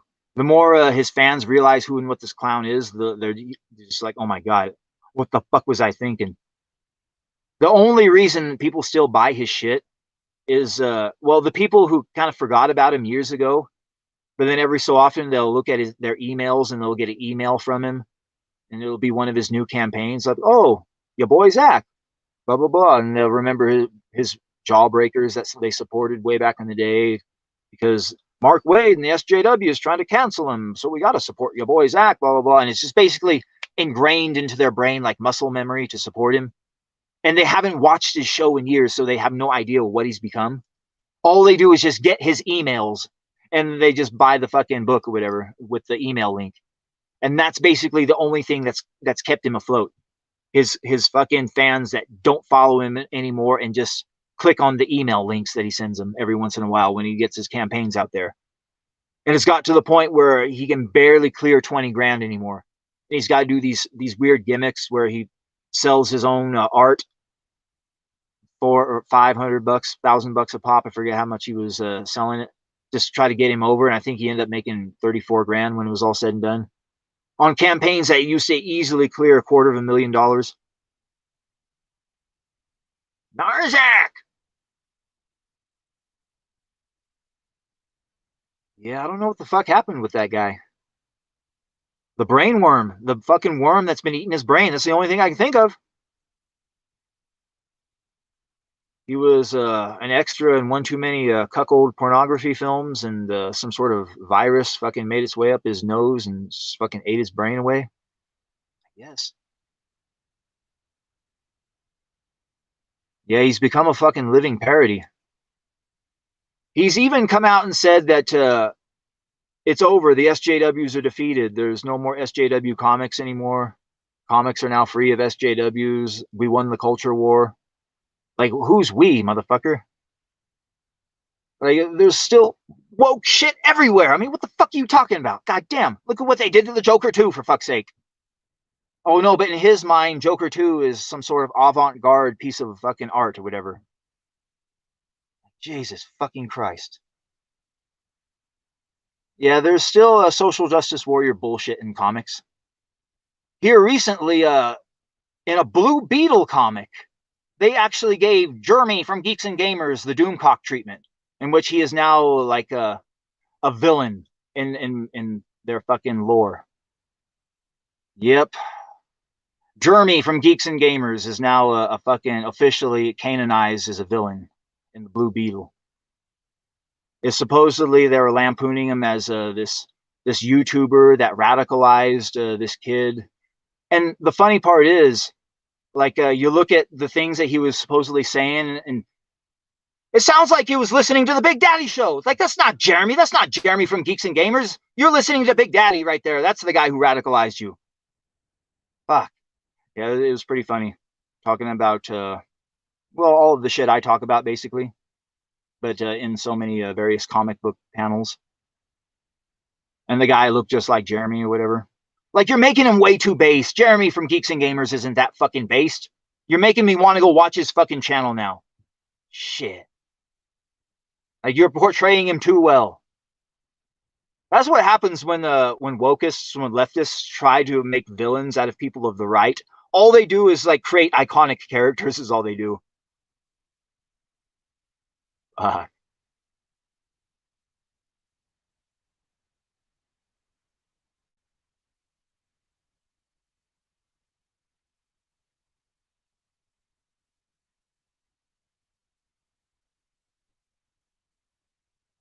Yeah.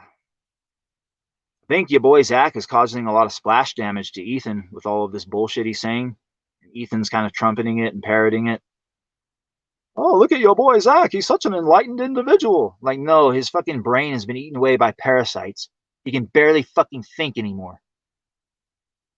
Yeah, keep white knighting for that shit. Keep getting refunds. Yeah, supposedly Ethan was getting refunds from people because they didn't like his Joker 2 review. Like, good, that's what you fucking get. People are seeing you for your true leftist colors. You're supposed to be on the front lines fighting the culture war. If anybody knows, Ethan doesn't even believe in the culture war. In my opinion, the culture war was lost long ago. Anytime you have all of these leftists doing whatever the fuck they want, the way they do, yeah, the culture war was lost long ago. The only way to fight back against them is to consume older shit that they haven't poisoned and destroyed yet. It really is. You like The Crow? You like The Crow? Just go watch the old Brandon Lee Crow. You know I've got to watch this fucking new shit that they made. Same with all the old remakes. I remember several years ago they made a remake to Total Recall. And they had Colin Farrell in it, and it was one of the worst fucking movies I'd ever seen in my life. Like, first of all, Total Recall did not need to be remade. If anything, make a sequel to Total Recall. That's what I want to see. Yeah, a lot of Arnold Schwarzenegger movies out there that should have been made before he got too fucking old, you know? A sequel to Total Recall, that would have been one. King Conan, probably the one that all of us wanted the most. The true fucking sequel to Conan the Destroyer to finish off the trilogy. You got Conan the Barbarian, Conan the Destroyer, then King Conan, where he's in his old age and he's like been king. He has to have one more final trial. I would have just did the King Cole storyline is what I would have done. Robert E. Howard was the same guy that wrote it, same guy that wrote Conan. I think that was his first fucking one that he wrote. King Cole, Cole the Conqueror. It was basically the proto Conan is what it was. King Cole figures out there's this conspiracy to kill him and replace him with a shape-shifting reptilian. It turns out they've been doing this for generations with all of the kings. And shape-shifting reptilians have been ruling the kingdom all this time for so many decades. But he figured out the plot and he fucking killed them before they could replace him. That would have been a real good plot for a fucking Conan the Barbarian movie. King Conan. He finds out some evil shape-shifting reptilians are going to try to kill him and replace him. So he goes full fucking Cull on them. Yeah, we'll never see that movie, though. The Robert E. Howard estate owns the rights to the films. And they do not want to see Arnold Schwarzenegger reprise the role. This was a policy of theirs for decades, I guess. Sometimes you got to give the fans what they want. That's one thing that a lot of people just simply don't want to do in this day and age. Like, we want to see a Mad Max film with Mel Gibson reprising the role of Mad Max. Yeah, best we can do is Tom Hardy. But he's going to play second fiddle in his own film, and Furiosa is actually going to be the true star. And then we're going to give Furiosa her own film afterwards. And then it's going to bomb hard. And it's going to fucking trigger Richard C. Meyer, and he's going to wage some sort of jihad against the griftosphere because of it. It's going to be fucking glorious.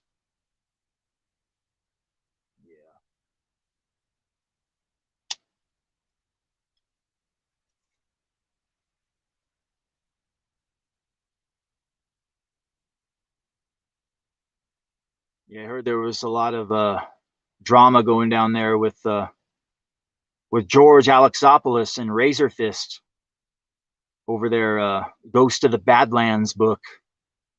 Will there be a sequel? Maybe, but it won't be drawn by Georgie. Yeah, I wonder what the deal is with the IP. Like if Razor Fist and Alexopoulos both own the IP. Because if they both own the IP 50-50, and Razor Fist goes ahead and gets another artist and makes a book, does that mean Alexopoulos still gets half of the profits from that shit, even though he had nothing to do with it? I wonder. It would have been real stupid if Razor Fist would have signed over any portion of his IP at all. Anybody knows you don't fucking give away your IP under any circumstance. You just pay a fucking page rate.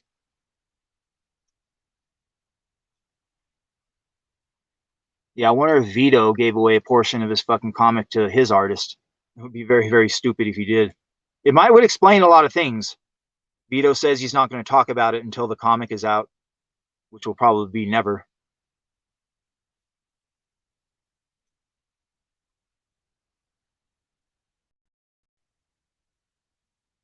Yeah, I would never do something like that.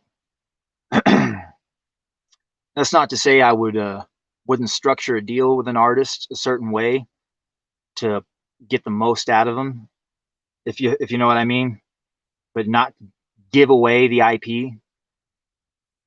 For example, just say you cut an artist in on a little bit of money on a toy deal, a back end money on a toy deal. You make a contract and you say, if we get some sort of a contract with one of the top 3 toy companies to make toys off of the characters from this series, then you'll get 10% of the money off of the first royalty check that they cut to me. And like that, what you've done is you've incentivized the artist to make the characters look as cool as possible, look as toyetic as possible, because he's always thinking in the back of his mind, hey, I might get that toy deal.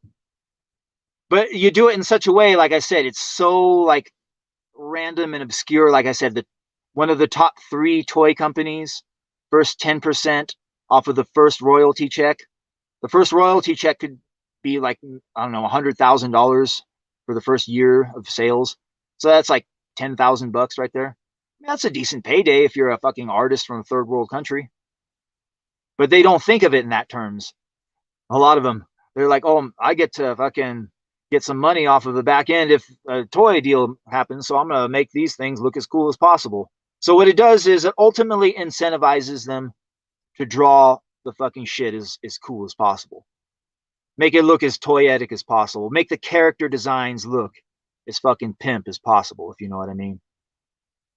Like if you're ever going to do some sort of a deal with an artist, do the toy deal thing, but do it so obscure like that to where the chances of it actually hitting are just going to be like really, really fucking like slim to none.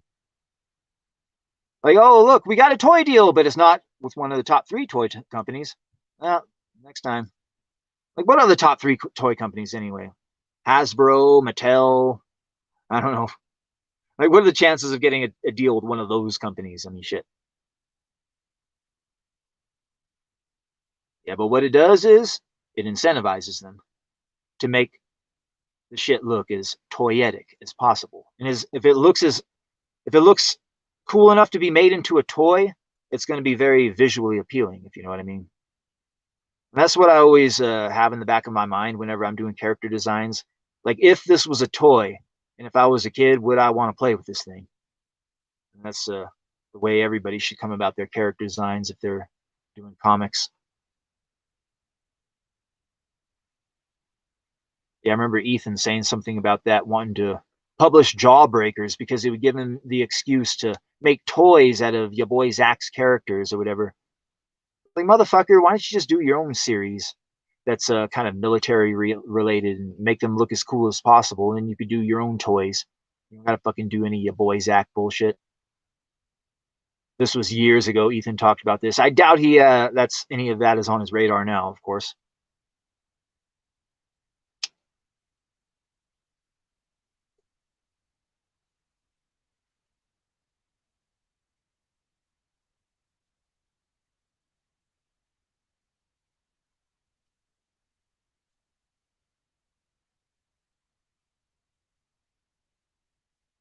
Yeah, Richard C. Meyer. He needs to be shamed out of this behavior, this current behavior that he's doing, going after these grifters, calling them birthday party clowns because he's white knighting for Hollywood. It's just so fucking embarrassing. The only problem is anybody who's trying to shame him out of this behavior, he's silencing them. Like nobody's going to be able to see the comments. You just go to certain places and certain areas to hear people talking about it. Richard's slowly growing more irrelevant.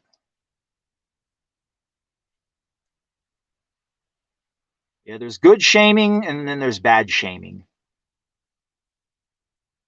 The bad shaming is stuff like trying to shame you into wearing a mask, locking down, that kind of shit.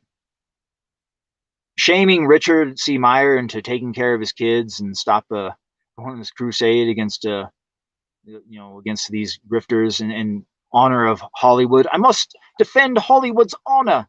It's just so fucking cringe. But you can't really shame him out of it if he's silencing you.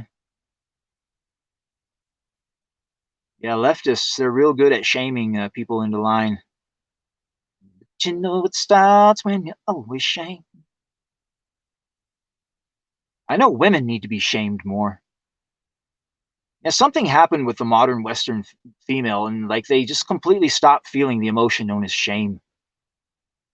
Like I saw this bitch the other day, an OnlyFans model. She decided to sleep with 100 men in one day. And she actually pulled it off. She got fucked by 100 dudes in one day. And she thought she accomplished quite the feat. Nobody shamed her either. Well, a lot of people did, people like me. But most people were like, oh my God, you go, girl, strong queen. Like, no, that type of behavior needs to be shamed. Because you want to know what this bitch did next? Now she plans to fuck 1,000 guys in one day. Yep. 100 wasn't enough. Now she's going to fuck 1,000 in one day. Jesus fucking Christ. She dies because she gets pumped with too much semen.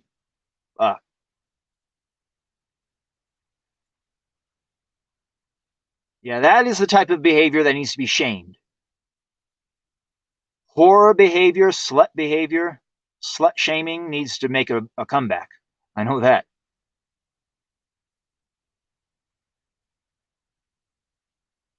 Yeah, Lord only knows. Boy, if she ends up getting married and then having kids, you hear about your mother's escapades. You know, your mother fucked over 1,000 dudes in one day once.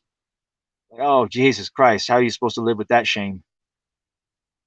Yeah, all of her shame is going to trickle down onto her children.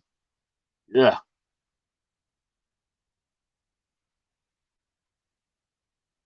Yeah, one thing that women need to be shamed out of is pursuing worthless degrees.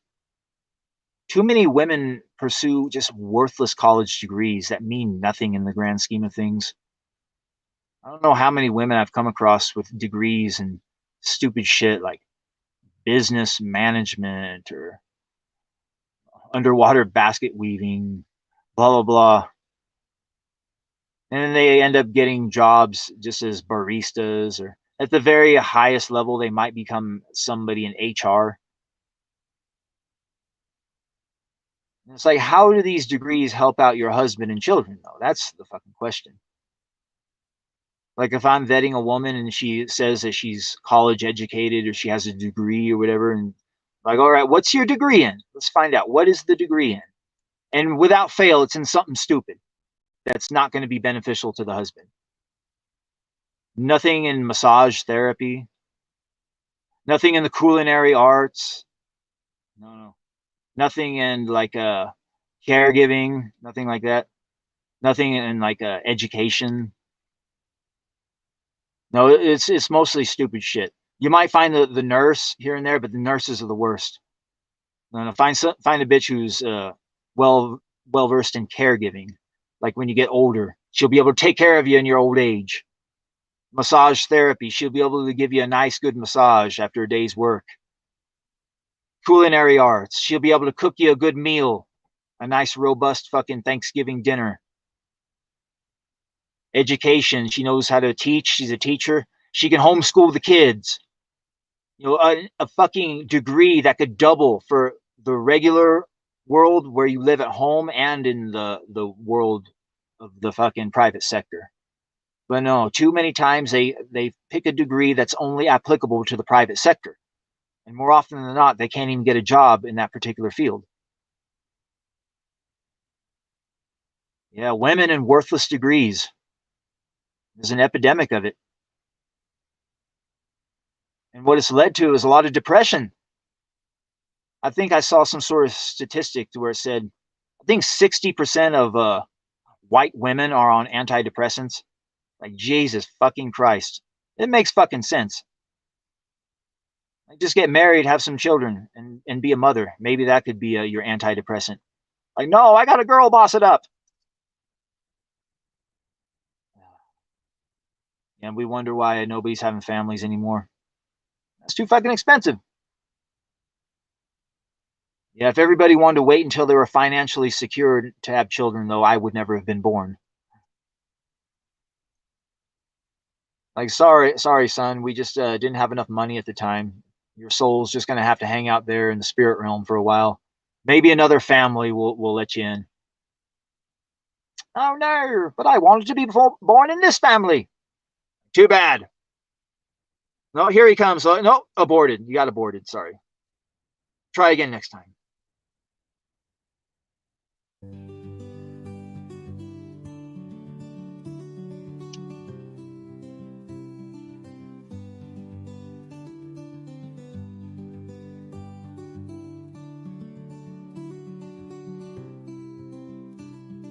There's a reason why things are structured a certain way. Like I said, pull as much pain and suffering out of people as possible. Finding out that near 60% of white women are on antidepressants, boy, they love that, because that's negative emotions. But maybe, just maybe, it's not too late to learn how to love and forget how to hate, as Ozzy would say.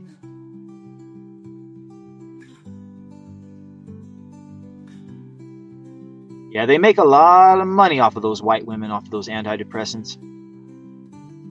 Democrats, they get a lot of power from white women too. Single white women, I think 75+% of them vote Democrat, something like that. So you keep women single, keep them on fucking antidepressants, well, then they're going to feed the pharmaceutical industrial complex, and they're going to keep putting Democrats into power. The last thing you want them to do is have families. Because women who have families, well, then they end up voting Republican. And we can't have that now, can we? No. Things are all structured a certain way. Extract as much negative emotions out of people as possible. You can fight back. You choose to live life according to the doctrines of strength, love, and common sense, and reject weakness, ignorance, and hate. Live life by the golden rule principle: do unto others as thou would have done unto you. And like that, we could have peace on earth.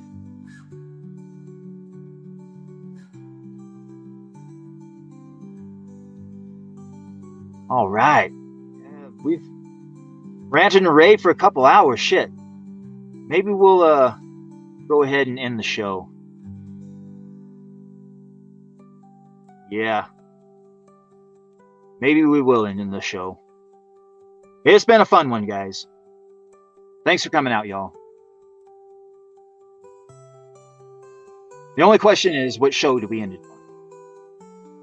What song we should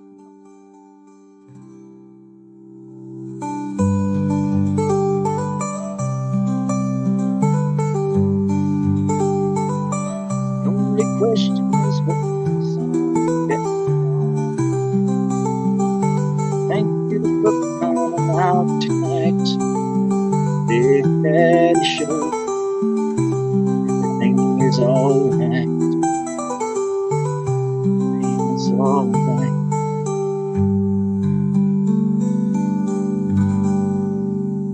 Next coming out, y'all. All right, what we gonna sing next? That sound good. Look for the old song, bro.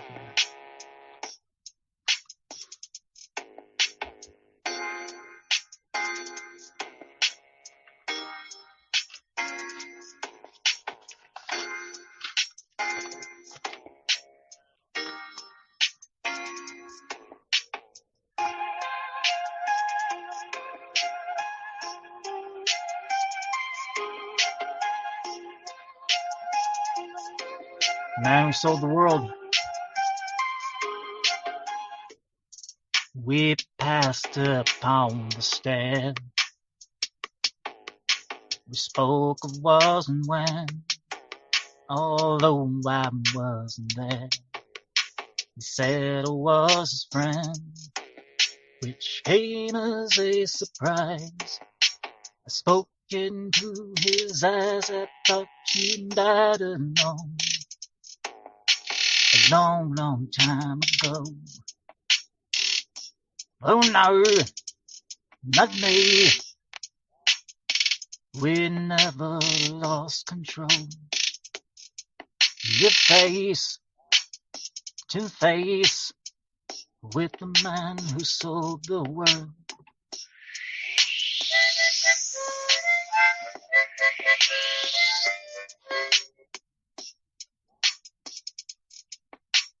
I laughed and shook his hand, made my way back home. I searched the farthest lands, for years and years I roamed. I gazed, stared. We marked a million hills, I must have died alone a long, long time ago. Who knows? Not me. We never lost control.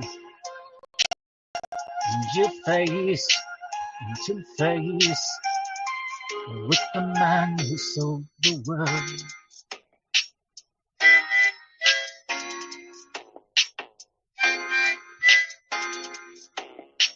The man who sold the world.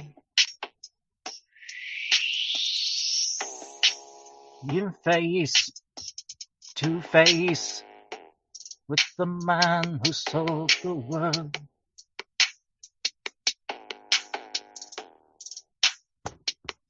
Your face to face with the man who sold the world.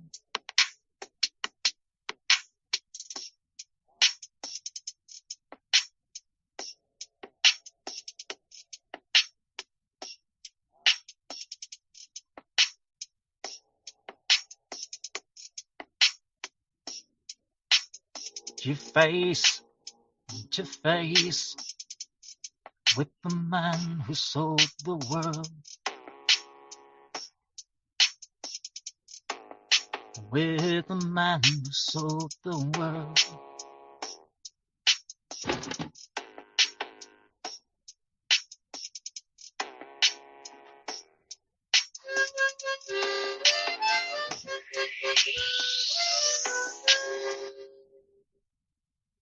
We passed upon the stair.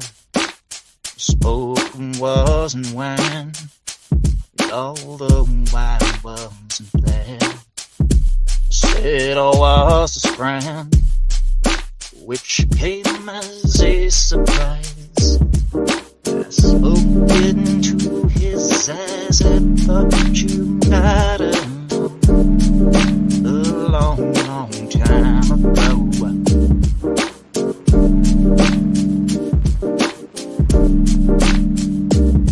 Oh no, not me. I never lost control. control. Your face, the man who sold the world. Your face, the man who sold the world. With the man who sold the world.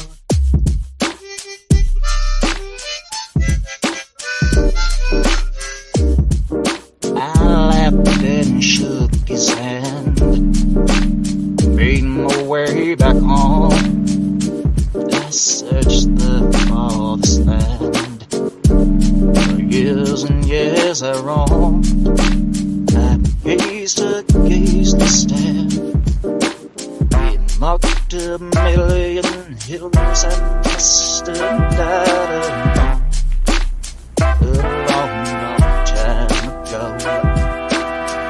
Who knows? Not me. We never lost control. And your face to face with the man who sold the world. The man who sold the world.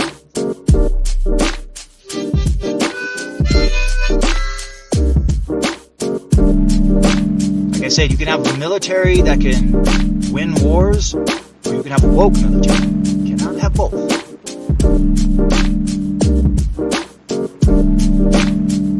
Alright. These motherfuckers. These masters of war and wars of chaos. These men who sold the world.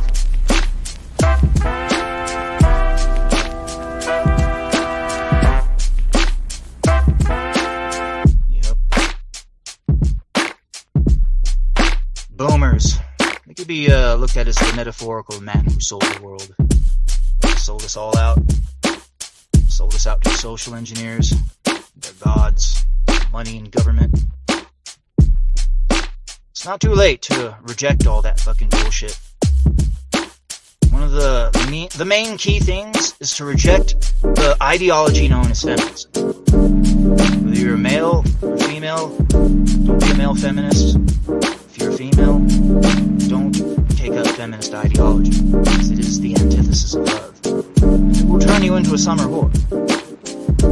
It's train yourself to become a winter whore. Have a woman that can ride out hardship, you know. There was a time when people in relationships, when things started to get a little rocky and things started to get a little broken, whatever, they would fix it and mend it rather than throw it away. What feminism does, it teaches women to just throw it away. It trains them to be summer whores.